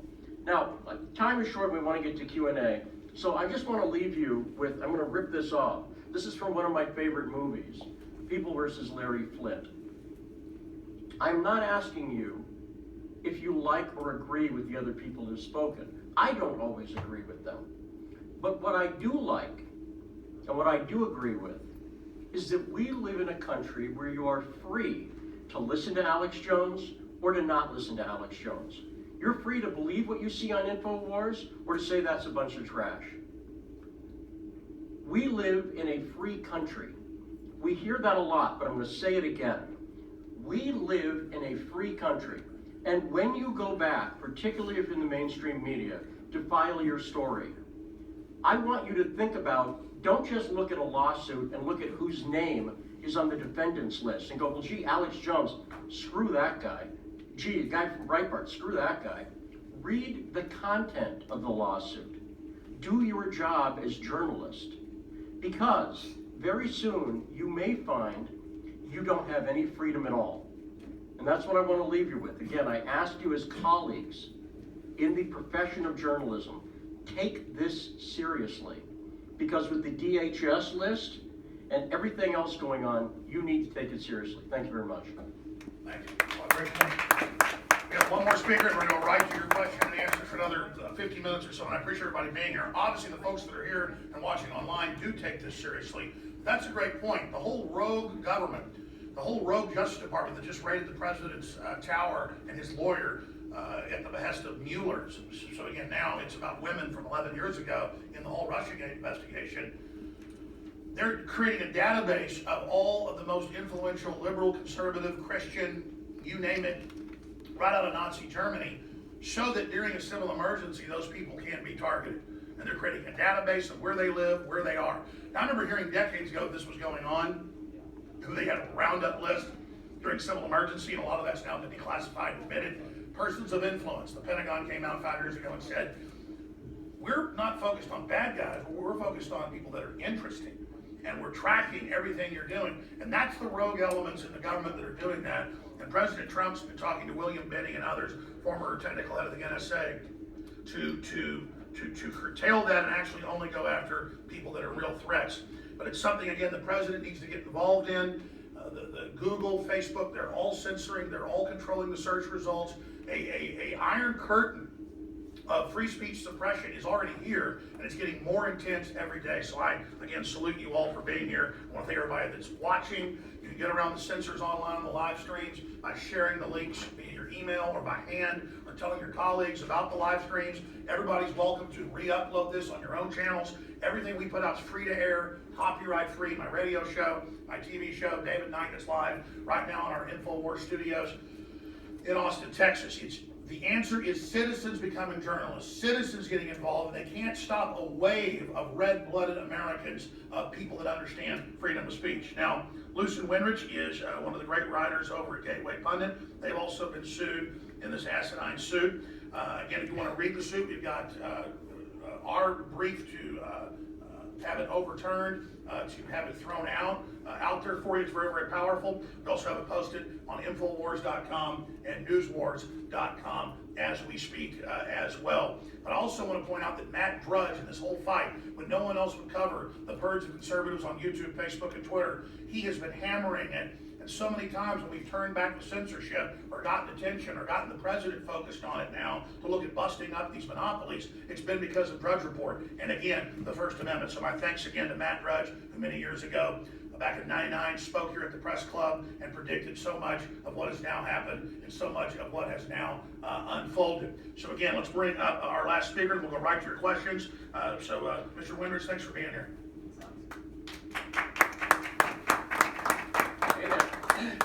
So I want to start off by saying there's a certain irony to me even speaking at the National Press Club. When I first moved to Washington, D.C. about a year ago, I applied here for membership. My application included several stories that I broke nationally. My membership was blocked by the board here, who said that I've done too much damage to the reputability of mainstream journalism to be granted any sort of membership among the elites. Since the election of Trump, the mainstream media has realized that the lies and propaganda they've been spewing out for decades is not as effective as it once was. This latest lawsuit is part of their larger battle to control the entire media narrative and brainwash the American people. Gilmore, the man behind this lawsuit, wrote an op-ed for Politico shortly after Charlottesville, where he admitted he had ties to Soros. He admitted that he worked for the State Department. He admitted he was a far-left agitator.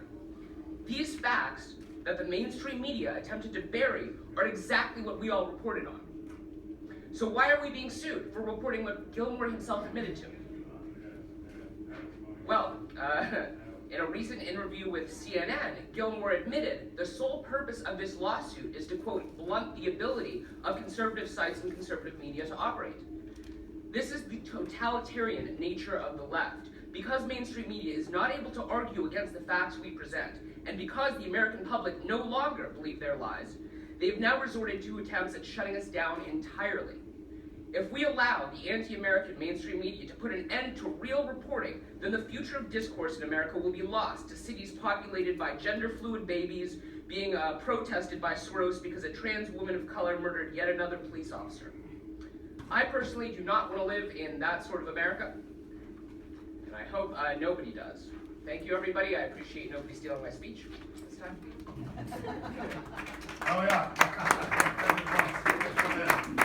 That's right, usually the leftists show up and steal people's speech, but this is kind of a little elitist National Press Club enclave, and I've watched the National Press Club so many times on C-SPAN. It's a great history, a lot of great people that are here.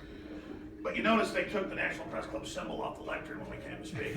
and they gave Dr. Corsi, who's been a member here for 15 years, a little bit of trouble because, again, we've gotten so far here in America where, you know, maybe certain people don't deserve speech because the establishment, the mainstream, just like they told Mr. Windridge, doesn't want you here. Think about why mainstream media is dying. They have not figured that out yet. They have not figured out yet that we want real choice. We want real diversity. All right, let's go ahead and go to the question and answer for the 45 minutes that we have left. I want to thank again all of you that came out today here at the National Press Club. I'm Alex Jones with InfoWars.com, and we're going to go first to my lawyer, Andrew Grossman, because he's got to go for any questions you have technically on our motion to have this piece of defamatory anti-free speech fraud thrown out of federal court here in Virginia. Thank you. Hi, my name is Suzanne Monk. I'm host of Trump Talk US. I want to thank you, first of all, for doing this.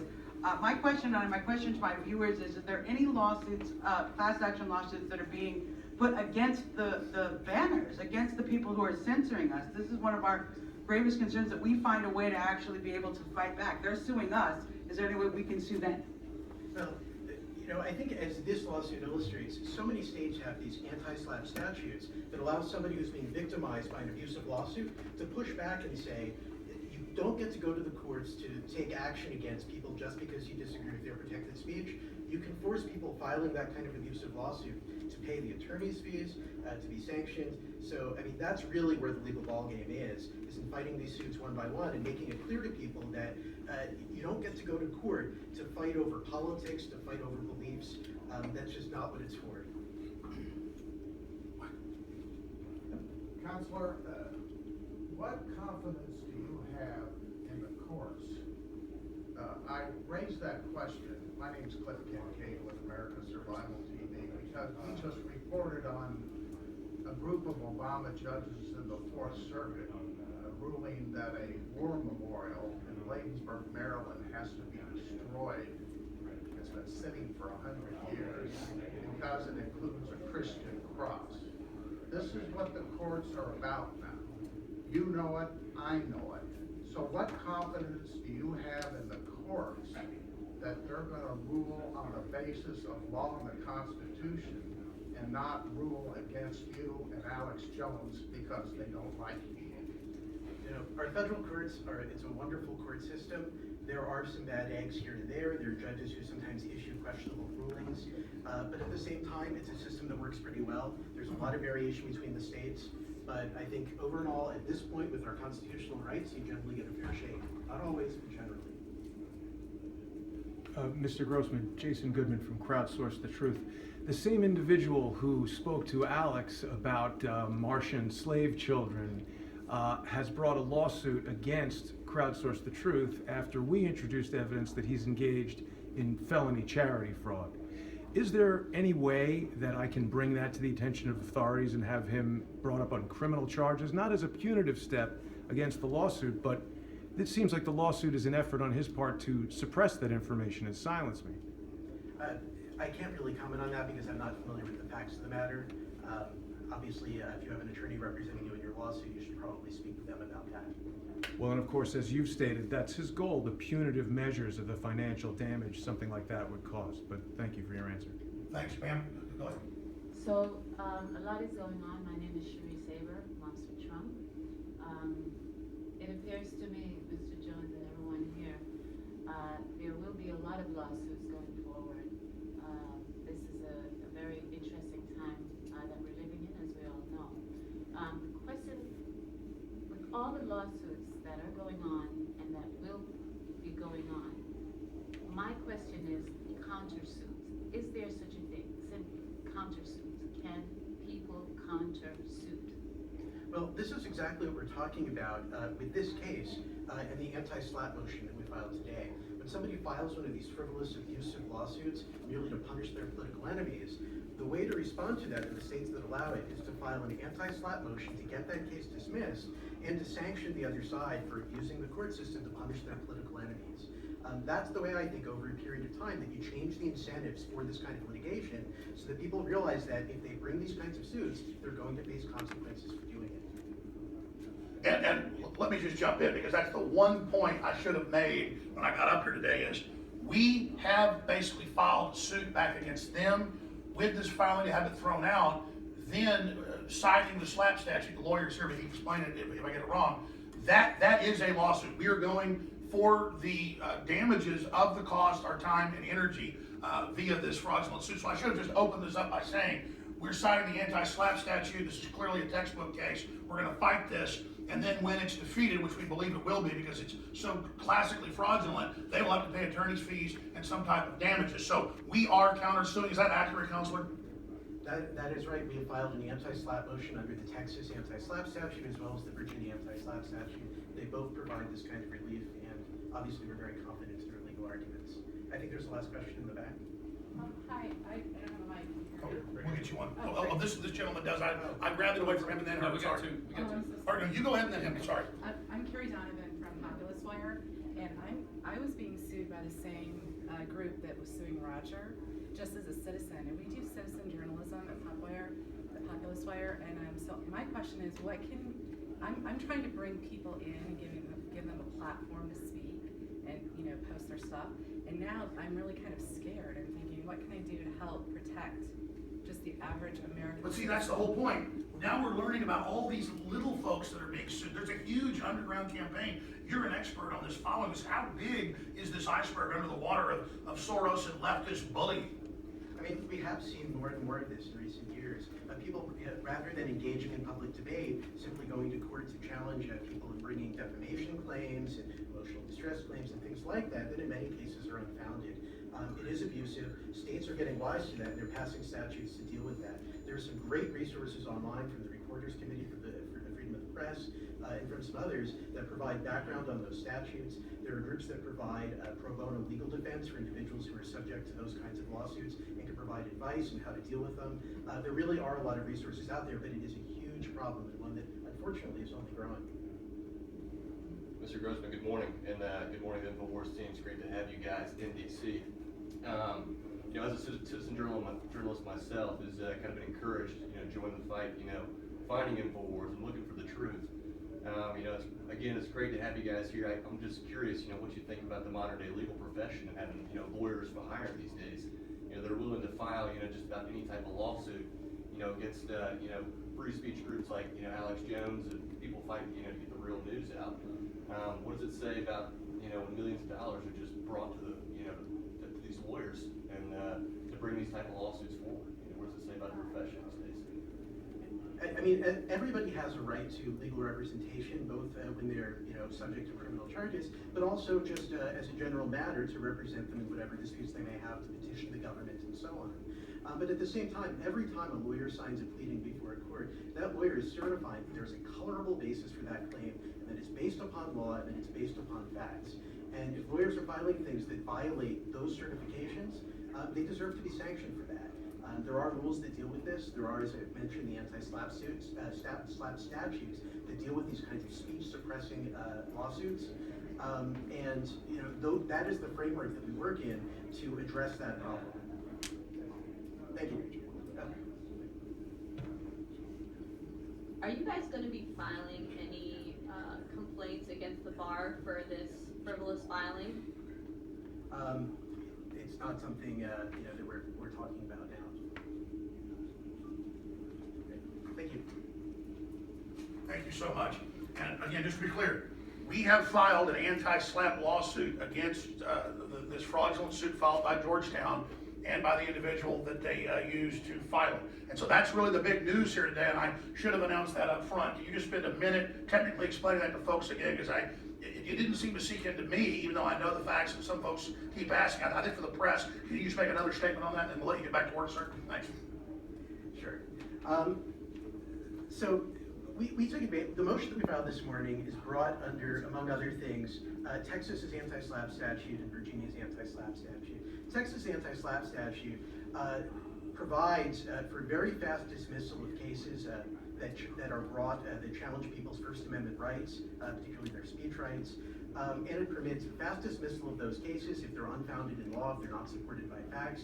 And when a case is dismissed in that way, when it is identified by the court as being a SLAPP, a strategic lawsuit against public policy, the court is required to reward attorney's fees to the defendant, is required to award costs, litigation costs, to the defendant. In other words, the plaintiff of the SLAPP suit pays for those things.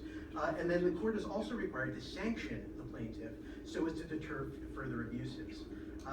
That's the kind of motion that we filed today. That is the relief we're asking the court for. In our view, this particular suit is legally unfounded. It has no basis in fact. It is contrary to law. And on that basis, it is a SLAPP suit. It must be dismissed.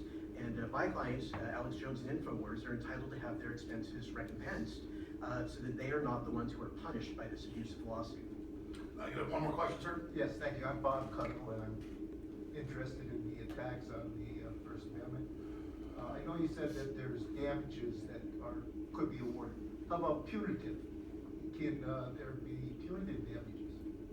Well, the Texas statute in particular provides, in addition to costs and attorney's fees, sanctions, in other words, additional sanctions against the plaintiff to prevent them from undertaking the same sort of abusive conduct again.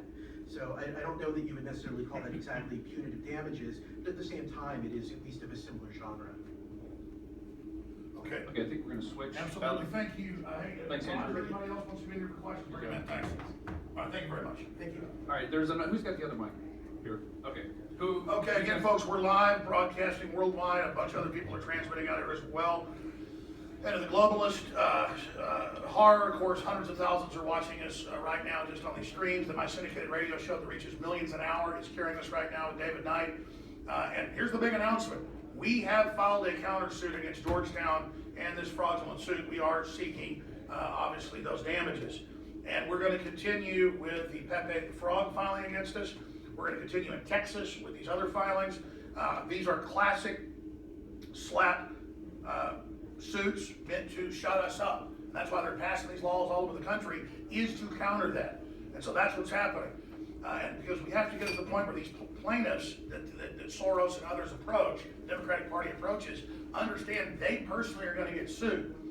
And there's going to be major issues. And so we're also developing other state laws. Congress is looking at this as a form of racketeering in some cases. The president already has started to make moves against Bezos, who's quarterbacking a lot of this. He's lost $35 billion, so about $6 billion himself. Similar $30+ billion has been lost by Facebook. And that's just talking about breaking them up. So that's why they hate Trump. He's real. Is he perfect? No, but it's incredible what's happening, folks. Trump is fighting back against this. Any other questions? Do you think they're just doing all of this just to cause you problems? Can we give her a mic, please? Anybody like to speak? How about folks that want to speak? He's got a mic right here. Alex, about 2 weeks ago, Ole Damagard appeared on Crowdsource the Truth, where he presented damning evidence that the March for Our Lives applied for a permit about 2 months before the shooting occurred in Parkland. The video was removed, and Crowdsource the Truth has been banned from... Well, come up here, sir, because I can't, I want to be able to hear you. Let's bring the mic up here, please, so I can give the folks, whoever wants to have a question, if they can just come over here, I can get to you easier, and that way everybody can hear you. Come on up. Now, I'm not familiar with your show, but that's the kind of stuff that they took down of ours, where it shows people saying multiple shooters, or it shows folks, talking about how there was a stand down, which was later confirmed. That's what they don't want. But this is evidence I didn't know about. I would love to see it proven, because they have really been on this. But please come to the mic and tell folks what you're talking about. Ole Damagard is an internationally recognized author and historian. He's an expert on political assassinations, and he appeared on my show, Crowdsource the Truth, on YouTube, and he presented a document. He presented a document that was given to him by a contact of his within the Department of Homeland Security that indicated that a permit was applied for the March for Our Lives prior to the shooting. And he said, this is a smoking gun that indicates that something happened there that differs from what we've been told. The video received an anonymous strike from people who think they've got First Amendment rights as anonymous avatars on the internet. We don't even know if that's a person. That could be an artificial intelligence entity. That could be someone operating out of a country that is not protected by the Constitution of the United States. And it denies me my constitutional rights to face my accuser and know what I'm being accused of.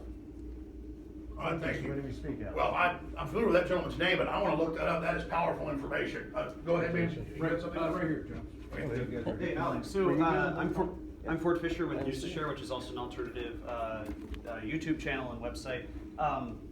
It seems like there's kind of a fine line, because we're talking about free speech, and YouTube itself is kind of a private entity. So you're talking about things like, they're censoring you or they're putting strikes against you.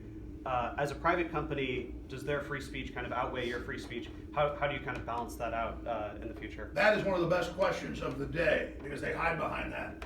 It's called YouTube. And then they selectively enforce their rules. They constantly change them. They take down videos off our channel that have millions of views and don't even give us a strike or anything. It just disappears. And we talk to a brick wall. They demonetize our videos, but still put ads on it. We've caught them and basically engage in fraud, in my research view. Google is set up by the CIA and the Interspatial Division of NASA. That's on record. So it's a public-private partnership, uses NSA database technology. It's basically a public NSA database that they get the public to interface with. And so under Obama, he handed it over to the Southern Poverty Law Center and the globalists. I can tell you at the highest levels, there's a war inside YouTube to remove those people at the president's order and to have it actually be fair. So they get everybody on there as the public commons. They get you there, you follow the rules, there's no nudity, there's not the cussing, any of that stuff. And then they say, we've removed your video because you said no kids died. Then we have the video and I didn't say that. But even if I said that, that would be through a court of law if that was really defamation. So expanding on your question, because it's central, they advertised to Congress when they got laws passed they lobbied for that they are a public utility, just like Facebook and just like Twitter have done, and that they then deserve to be operated like that and be given immunities, and that they're going to give people civil rights.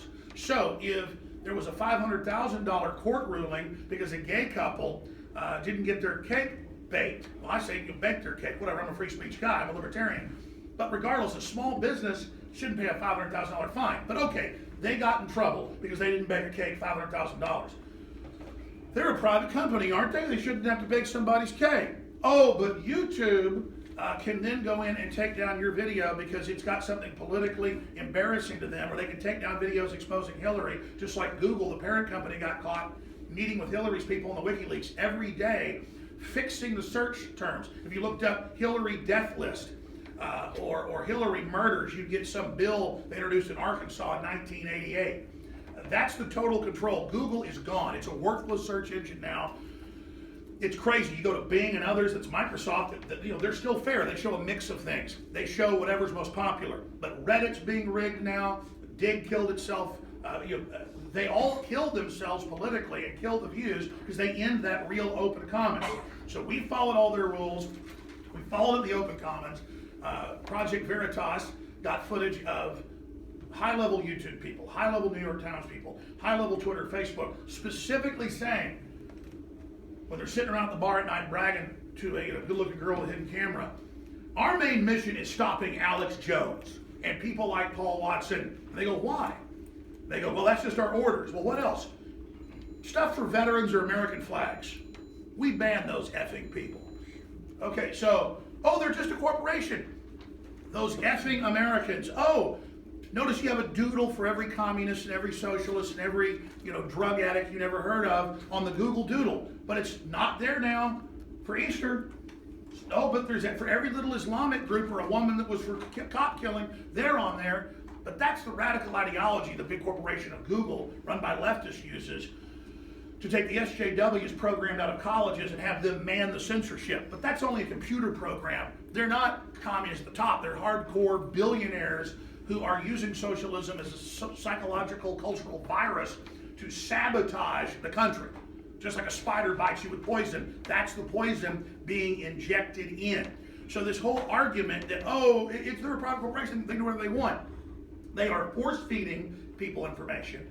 They are engaging in lies. They are taking people's monetization away. They are putting ads over folks. I look, we're not monetized, but ads are rolling. And then Google goes, actually, we're just adding balance to it, where I'll have Washington Post ads running, and then I'm not being paid for them about how everybody's a Russian agent. And then there'll be another anti-gun ad. And then I look in the monetization, we're not being paid. And they go, well, that's how we balance it out. And now they put little messages over the videos to the Southern Poverty Law Center and things. So they're literally like, the sky's blue. Now a message from the Southern Poverty Law Center. No, it's actually red. I mean, imagine them cutting in right now. Or imagine if you tried to talk. Go ahead and say something. Well, I was going to ask, where do you go if YouTube completely bans you? Okay, well, I have to just cut in first with fact checkers to see if that's even a real statement. Because all speech, California's introduced bills has to first speak. So let's just have fact checkers, Southern Poverty Law Center, open globalist offshore corporation with connections to all sorts of espionage for the globalists against America. Let's just ask them. You might get an answer back in 6 months. Is he even allowed to be here and ask that question, Southern Poverty Law Center? What was the question again? I have to ask Southern Poverty Law Center. What are you going to do if YouTube completely bans you? Is he allowed to ask Alex Jones what he plans to do if YouTube completely bans him? We have to fact check every statement on the web, has to go through a filter, Chinese communist style, with a global social network score. You're not responding. Our feed just cut. See how that works? See how that works? That's what they're doing. They're putting walls in front of you to end the discussion. All the big newspapers are taking the comment sections off their sites, even though it's killing their traffic, because they don't want you talking. They don't want you having speech. This is authoritarianism. It's here. It's hit us. It's real. Go ahead. Great question, sir. Go ahead, Lee. Yeah, so I'll just mention one thing, because it is a great question. By the way, it's very hard to follow Alex Jones, I will say that. But if you ask yourself the following question, I have this from sources in Silicon Valley. I don't like to quote sources, but let me just say this. If you compare Google, if you compare Twitter, if you compare Amazon to where Microsoft was in the 90s, when the government brought an antitrust suit against Microsoft successfully, ask yourself, who's bigger? Microsoft then or Amazon now? Google now or Microsoft then? And the answer is obvious. All of these companies are currently much bigger than Microsoft is. So ask yourself why the government hasn't filed antitrust suits against them. Here's why. People have been threatened in Silicon Valley and said, you will either play along with us or we will file antitrust suits. Now, Google is absolutely scared to death of this, and again, look this up. They have a political lobbying group just down the street. Their political lobbying group had a group in who deals with market issues. They brought up, maybe we need to look at antitrust for high-tech companies. The people from that group were shown the door. They were immediately fired. This was the story a few months ago. So I will just say to anybody that one of the mechanisms that they're using specifically is the threat of antitrust legislation. And that's why I agree with what Alex said earlier. I just want to have an open discussion about antitrust. That's what I want to do. So it's a great question, but I want to point out one of the provable mechanisms. Ask yourself, after what they did to Microsoft, why haven't they done it to Google? Thanks, Alex, for that. Absolutely. And Microsoft, as bad as Bill Gates is for a lot of his globalism and eugenics, that was just an operating system on computers. There was all sorts of competition already coming in, but he was, 95% of the market. Now you've seen that broken up. Well, look at Google. It's got 90+% of search results, and it's pure crap. I mean, it is absolutely beta tested in the election to only censor for Hillary. Now they're censoring everything. Go ahead, sir. Mr. Jones, my name's Luke. I'm a reporter with Think Progress here in DC. Obviously, Zuckerberg is scheduled to testify in front of Congress today and tomorrow. What are your thoughts on the kind of whispers that we're hearing about the potential for government regulation of big tech? Because you obviously don't seem like a big fan of big tech or the tech left, as you said. But the idea that you would support any sort of government regulation in that sphere seems a bit far-fetched, I guess. Well, it's a very complex issue. It would take an hour to go over it all. But I know that Zuckerberg arrived at Capitol Hill yesterday, I guess had pre-meetings, and he had 6 armed guards around him and then more private security. But he doesn't want you to be able to have a gun, and censors all the pro-gun channels and the rest of it with incredible draconian attacks. You just notice he's got bodyguards and jet helicopters and giant, 6,000-acre ranches in Hawaii and trying to grab the natives' property. But he's a liberal, so it's okay. Now, expanding on that, we have a crisis here with big tech caught on record saying, the head of Twitter 2 days ago, we will crush speech of conservatives. We will crush you. So when corporations will have armies of SJWs when they're not hitting women in the head with bike locks and snorting methamphetamine, before they go back to be the professors and write fake lawsuits, when they're not burning something down, they are trying to burn down the First Amendment. And that's what they're doing. And so these are extraordinary things that are happening. This whole Cambridge Analytica thing, the day it happened, the day after it happened, it came out on a Saturday in The Guardian, I went on air on the Sunday show, and I said, they're such fools, they don't think a few steps ahead, just like these lawsuits. They're exposing a data mining operation that works for anybody for hire, a mercenary group. And they're trying to go, oh, look, this is how Trump stole the election, when Facebook, Twitter, and Google are giant data mining operations that are millions of times bigger in the amount of data and mining private stuff, reading your private email, breaking in your phones, tracking everything you do, telling you the terms of service. They're watching and listening to you over the television in your house. I mean, that's in all the terms of service, and the leftist press giggles, because they're there going through all that. That's their super class. They get in there and they can read all your messages and get in your phone, and they're executives and they sit around and drink, and we're spying on everyone, screw them, we're in charge, drink champagne. We've got all the videos, that's what they do. This is an authoritarian group of evil bullies, and they're gonna go in the ash bin of history. And so you know what we'll do? We'll come out and call for your company to be broken up. We'll see how you like losing $100 billion. Microsoft, Facebook, Twitter, Apple, Bezos, and the Washington Post. Oh, you're going to try to overthrow the country and the people's election? You just lost $35 billion last week, Jack, and that's just the beginning. You like that? How about we knock you upside the head with the antitrust operations and see you crawl back in your hole? They graduated a bunch of modern brown shirts out of these degenerate universities. There's no real jobs for them because of the deindustrialization, and their job is being our minders. And they all sit, Project Veritas has the video. We have it as well. We talk to these folks. They sit around and just go, America is ours. Just like you see Hitler when they invaded Poland, and there's a famous footage of him and Hermann Goering, and they're rubbing their hands together. You watch these Veritas videos, hours, and they're just, God, we hate America, these scum, we rule it all now. It's all ours. Oh, yeah. And so we got you. We know who you are. You think you're the intellectuals. You think you're better than us, but we kicked your ass with our little platforms and our little phones, and you don't know what to do because your tech gods are dying right in front of you, and America's coming back from the dead. And you have an existential need to see America fall because you hate it, because you were the traitors hired to bring the nation down. And so that's the reality. We will win, you will fail, and we will break your asses up. Let's get ready. Yeah.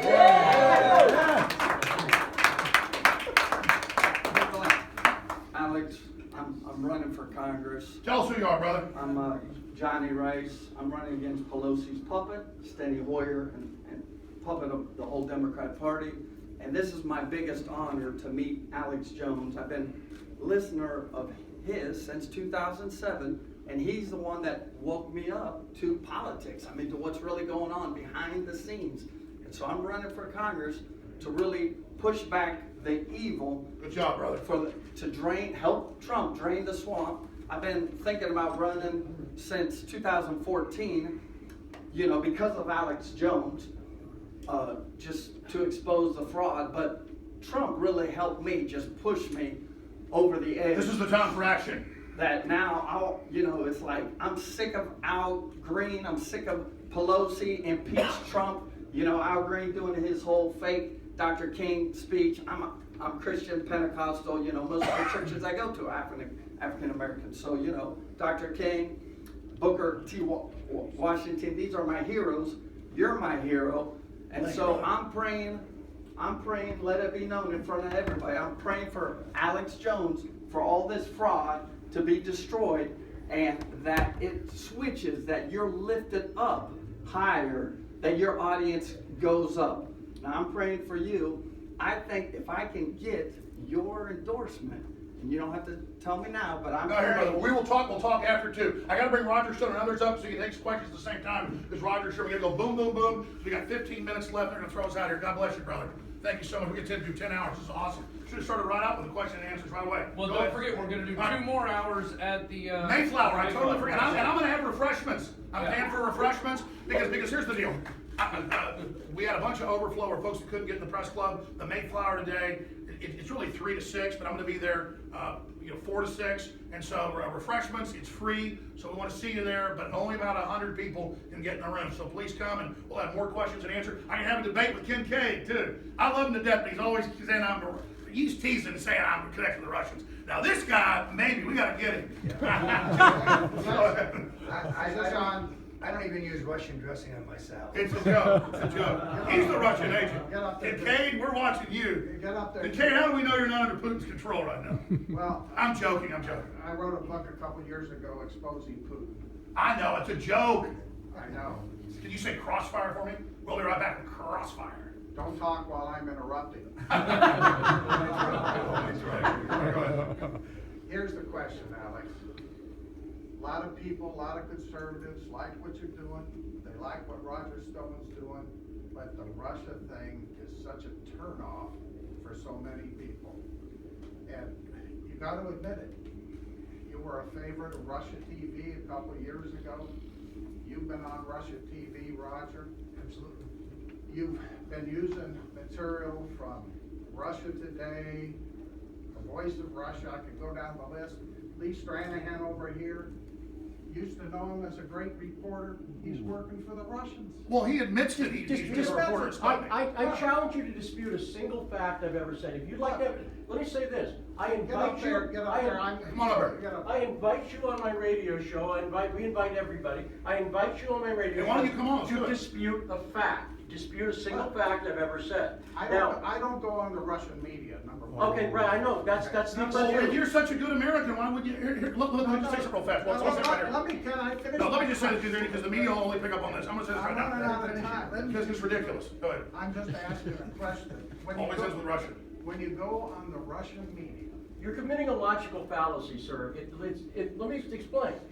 Attacking the source without attacking the facts is a logical fallacy. I urge you to take a basic freshman philosophy class, and you'll learn that what you're committing is a fallacy. I was a philosophy major for 2 years. Great, then address the. Then you know better, and you're just dishonest. No, I was trying to take the mic. I was just going to say something. Can I just say something? Because it always goes back to Russia. I've never been to Russia, but I think I should go as a stunt because listen, here's the deal. I'm promoting free market, sovereignty, the economy coming back, our military big strong. Trump is crushing Russia with these energy moves, everything else. It's pure crap. It was Hillary sold out to Russia. I've been exposing this constantly. The communist Chinese are literally trying to take the country over. They bought up Hollywood. We're in an emergency situation. And this thing, it's almost like a new religion, like a Pharisee or something, to say, oh my God, he's worked for the Huffington Post. That's a real strike against him. I'm joking. And Breitbart, and yeah, he publishes stuff with Sputnik. I publish whole RT articles. A lot of times it's too leftist. because they let us publish it. A lot of other foreign newspapers do as well. I published some of the stuff from the Epoch Times, who are anti-communist, obviously are fighting what the communist Chinese are doing. I've posted a lot more New York Times articles than I have Russia Today ones, but Russia Today had people on the ground when they were at the so-called chemical attack. I agree it's probably a false flag to get us into a war. I don't like funding the radical jihadis. Even the UN admits that the jihadis have been staging chemical false flags. So when I go read a report and it fits in with the info and the information that people inside the Pentagon are telling me, and we have amazing sources, yes, then we publish that. But we also publish stuff from the ADL, the Southern Poverty Law Center, that I disagree with. So it's just not intellectually a fair argument to say, look, he's gone on Russian TV. I've gone on Japanese TV 20 times. I've gone on Brazilian TV. I've gone on British TV. I've gone on CNN probably 15 times. It doesn't mean I agree with CNN because I go on CNN. It's what I say. It's what my fruit. Listen, Christ said you judge a tree by its fruits. I'm Americana. I'm free market. I'm red-blooded, fire freedom. Chevy, Marilyn Monroe, give it to me. Good Lord, we're going right around. I mean, that's what's going on here. Go ahead. Hey, we got to get some other people. If you give me a chance to finish. I love Putin, I admit it. And George Soros killed Hitler. I love George Soros. Next question. So you think Russian media financed by Putin are legitimate alternative sources of news and information? It's financed by the Russian government, and I challenge you, you still can't do it. So you think... Listen to my show. I challenge everybody, listen to my show. How Nobody much tells me what to say. How much do the Russians pay you for your show? How much do you get paid? It's none of your freaking business what I get paid. But not that much. Here's the thing. If come in the morning, nobody tells me what to say. Nobody. That's why I quit Breitbart and quit Huffington Post. When they censored Andrew Breitbart and when they wouldn't let me go to Lebanon, I quit. And if they told me what to say at Sputnik, I quit. So what? Hold on, we got to move faster. Maybe get another hour left, but they're kick us out. Here's the thing. I knew when we had Lee Stranahan here, he's one of the guys being sued. When I saw Kincaid, he's such a sweetheart. I knew this whole thing 2 hours ago was going to happen, so I gave him the mic so we get this out. But it's just ridiculous. That's the only guy around here with any Russian connection, and he's open about it. They don't censor him. And when I've gone on RT, they never, and by the way, they don't like me talking bad about communism and stuff, so I think that's why they don't have me on. And a bunch of leftists over at RT. My God, RT was like pro-Hillary a lot of the time. I've seen a lot of crap on there, but whatever. It's just that, look, I'm a red-blooded American. What I stand for is what I stand for. And I know Roger's not a Russian agent. Now, Kincaid, we're watching you. You might be one. So I'm joking. what? I want to say, so what if you like Russia? So what if you go on Russia? So what if you endorse Russia? You're buying into the narrative that they are selling you. This isn't about Russia. This is about war over Syria. Yeah. This is about another endless foreign war where our inherent national interests are not clear. The opposition to Donald Trump by the deep state is based on the fact that he's not for more endless foreign wars. And because Syria is not worth a drop of American blood or a borrowed American dollar. And by the way, this is good radio. Let's invite Kincaid on for an hour next week with us. Yeah, I mean, seriously. He's good on his feet. Let's take Kincaid to Russia with us. Oh my God, that'd be a great trip. Maybe one of those big hats, that'd be great. All right, thank you. Go ahead, sir. I'm gonna run the wires. Look how I'm controlled by Russia. I'm running around like a maniac. No one's in control of me, not even myself. Go ahead, ma'am. Go ahead, Roger. Can I Got some questions for Roger.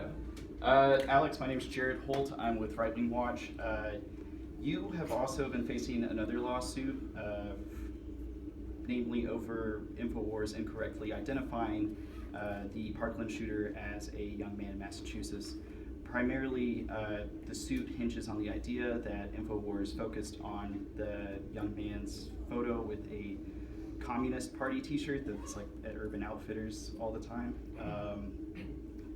Do you think this is also like fitting into this agenda to take you down by who you call the globalists, or can you comment on that case? Well, sure. I mean, we never published that guy's name. It was down in 3 hours. Thousands of other sites did it. It was screenshots of the Facebook. Then in the filing of the suit, they show someone else's website and say things that aren't true. So it's just like the other lawsuit. When I talk to these law firms, we're fighting all these. There's just nothing there. It's a routine thing with other newspapers that do stuff like that all the time. They'll get a yearbook photo wrong. This happens. I mean, the law firm I have has handled it probably 1,000 times.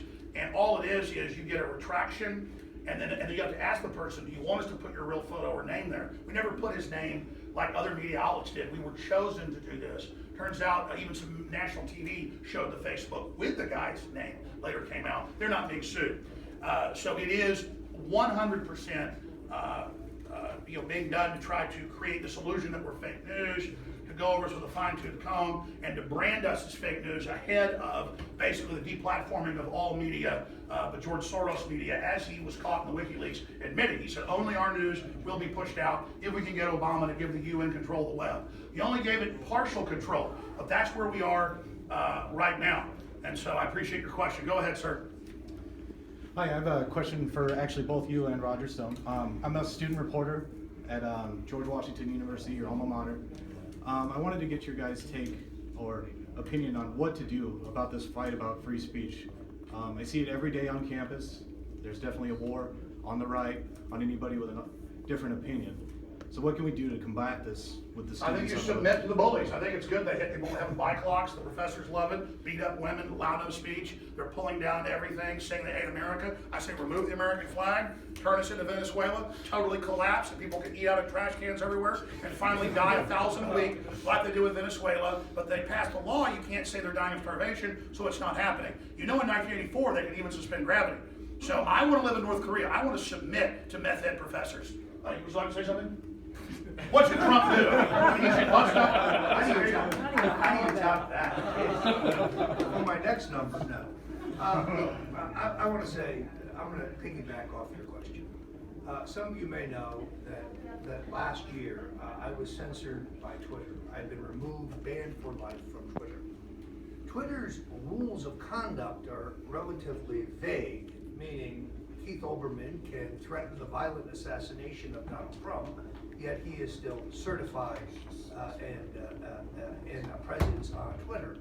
But I hurt Jake Tapper's feelings, and that poor little snowflake complains to Twitter, and therefore I'm banned for life. Now, you cannot be both the public square and a private company. Which is it? If you're the public square, then you have to guarantee equal access. What is their real vulnerability? We will ultimately file a lawsuit that demonstrates their manipulation and their uneven, I guess I should say, enforcement of their own extraordinarily vague rules. Jack Dorsey can shove it. Thank you. Sorry. Yeah, I think we got another question. Yes, is Alex coming back in? He might, but yeah, you have a question for Roger? Not a question for Alex, if we can open the door and perhaps invite him back He in. asked me every question that could ever be asked. I've already asked you this All right, question, Alex, Roger. I got one more question for you. Go ahead. Alex, hi. Carl Golovin, domain reference and idealliveson.net. I have a question, an idea for you, really. There's another part of the First Amendment that empowers all Americans to peaceably assemble and petition for redress of grievances. And beyond free speech, what if Americans who are yearning for transparency and maybe even doing what John Kennedy said June 10th of '63, pursuing a strategy of peace around the world, what if you put out the idea for millions of Americans to peaceably assemble here in Washington June 10th, the anniversary of that speech by JFK, calling for transparency, calling for peaceful reconciliation among the nations? I think that's a great idea, and I think Trump was trying to have a peace movement, but his one big failing is, to a certain extent, he's getting manipulated by the military-industrial complex, a la what we just saw with this whole chemical attack. The Russians are pulling out, the U.S. is pulling out. Assad has defeated the Hillary-Obama globalist Islamic invasion that was meant to knock Europe's doors down, and then there's a chemical attack so that now the U.S. can look at having strikes. They're saying even the next day or so. I just hope that doesn't happen, but that's a great idea. Go ahead, sir. Hi, Andrew Craig from the Justice Integrity Project. Two quick questions. One, have you had a chance to meet with President Trump or any plans for that, or anyone in his administration? The second question, quickly, is there are a lot of supposedly neutral intermediaries being created to fact check people. As a commentator myself, I found problems with a lot of them. I wonder if you'd mention your thoughts, to the extent time permits, of some of these supposedly fact checkers, Snopes, for your institute, Anti-Defamation League, etc. So two questions, sir. Snopes is a famous joke where they just say, this is the ultimate truth. It's like beyond God. Like God goes to Snopes to see what the lady's cat says. It's the same thing with PolitiFact and all that stuff. I mean, they'll sit there and say things that are just patently not true and just lie continually. They've been turned into huge jokes. That said, I haven't talked to Trump in a long time. Last time I talked to Trump, I said, sir, you don't need to call me anymore to keep me on your side. Just keep the agenda going. I really appreciate it, and just please keep trying to check out our information. But I've gotten messages back from Trump through other people, and so we're trying, as best we can, just to support Trump on the good policies, where we don't support Trump to try to keep his feet to the fire. But no, we do have sources in the White House. We do have sources in the CIA, sources in the Pentagon, sources all over the place. So many we can't even keep track of it. We broke the Islamic connection to the day after to Vegas, all of it. And the hostage rescue team gave us the info. People that were in the room, we got directly exactly what happened. It's now come out. So we just have amazing sources. But the president, he's just busy up there trying to be a cheerleader for the country and turn the economy back on. So I just leave him to his work. They did try to ban him seeing InfoWars, so he does read it more now, I'm told. Before he only saw it sometimes, or saw clips that people brought him, but now since they tried to keep him away from it, I'm told he reads the New York Times the most, looks at Drudge a lot, and people are, he still cares about what CNN says, but he does look at InfoWars, I'm told, pretty much on a daily basis. But he looks at Drudge on like an hourly basis, but he does look at the stupid New York Times. I just think the New York Times is a joke, and then the president gives it too much credibility. Thanks. We're getting kicked out of here. Super quick final question for Roger. Given the cone raid that just happened, I'm wondering if you're scared that you're next. Oh yeah, let's talk about, I wanted you to specifically talk about, now they're so desperate, Mueller tips them off about a lady's underwear drawer, so they're raiding the president's lawyer over an affair 11 years ago? Well, to address your question, I have nothing to hide. I know nothing about Russian collusion or any other inappropriate action pertaining to the 2016 election. I have recently agreed to cooperate with the Senate Judiciary Committee, even though I find their request for documents to be extraordinarily broad. I have over 1 million emails and documents pertaining to the 2016 election. You can definitely find me woven within the fabric of that election, but as I have said previously, and I'll say again just to get it on the record, I had no advanced knowledge of the content, source, and the exact timing of the WikiLeaks disclosures. I never received anything from WikiLeaks or Julian Assange or the Russians but the Stormy or Daniels, anyone we know else. that. We've heard But you gotta get it on the record. Now let's go into Stormy Daniels. This is part and parcel of the effort to take down the president. The good news is that with a strong economy and the prospects for peace with the North Koreans, no one cares. They just don't care. And if they did, Bill Clinton would never have been reelected. Thank you. All right, folks. Hey, let's just go till they kick us out. Huh? No, we're already breaking everything down. And now a word from the Russian sponsor, Mr. QK.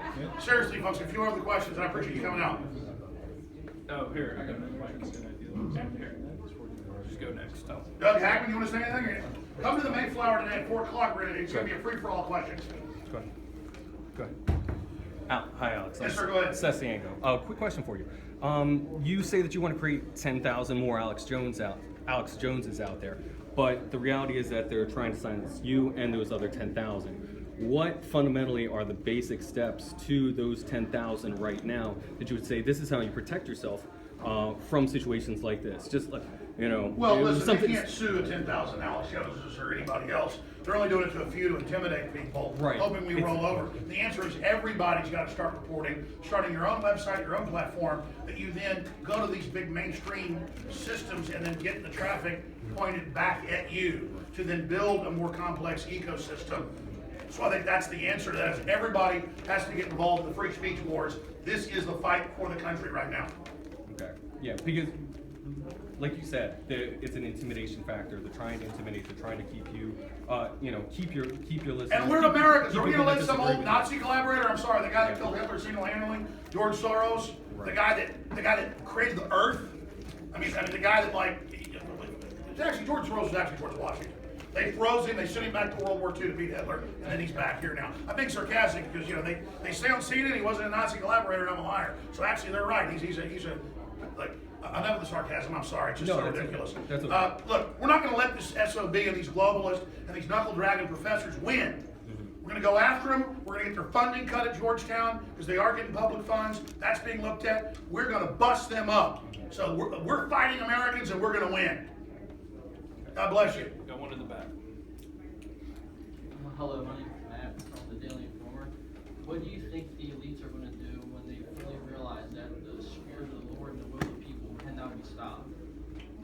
Well, that's right. Well, the globalists used to be arrogant. Now they realize we're going to beat them, so they're fighting for their lives, trying to end free speech. So you make a tyrant act like a tyrant. They've now made those moves, and the people are waking up more than ever, and the more they squeeze, the more it blows up in their face. So just carry on, keep it up, fight even harder, have more of these public events in the real world.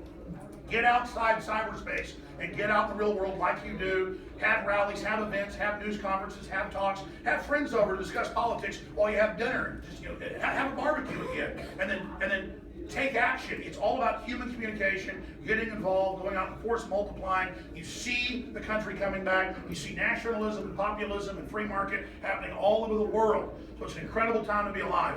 All right, folks, I'm going to be at the Mayflower today from 4 to 6 p.m. I got free refreshments there, and we're going to take more questions, more live streams. Everybody's welcome to come out there and just fight for free speech from inside the swamp. I want to thank you all for coming out. InfoWars.com. Newswars.com. We're going to take highlights of this today with Paul Watson and Owen Schroyer hosting my show 11 to 3 p.m. Central. So that's coming up here in about an hour. So Infowars.com/show. They can't stop you getting the signal out. So again, thank you all for coming out. You're awesome. God bless you. It's been amazing. Thanks, everybody.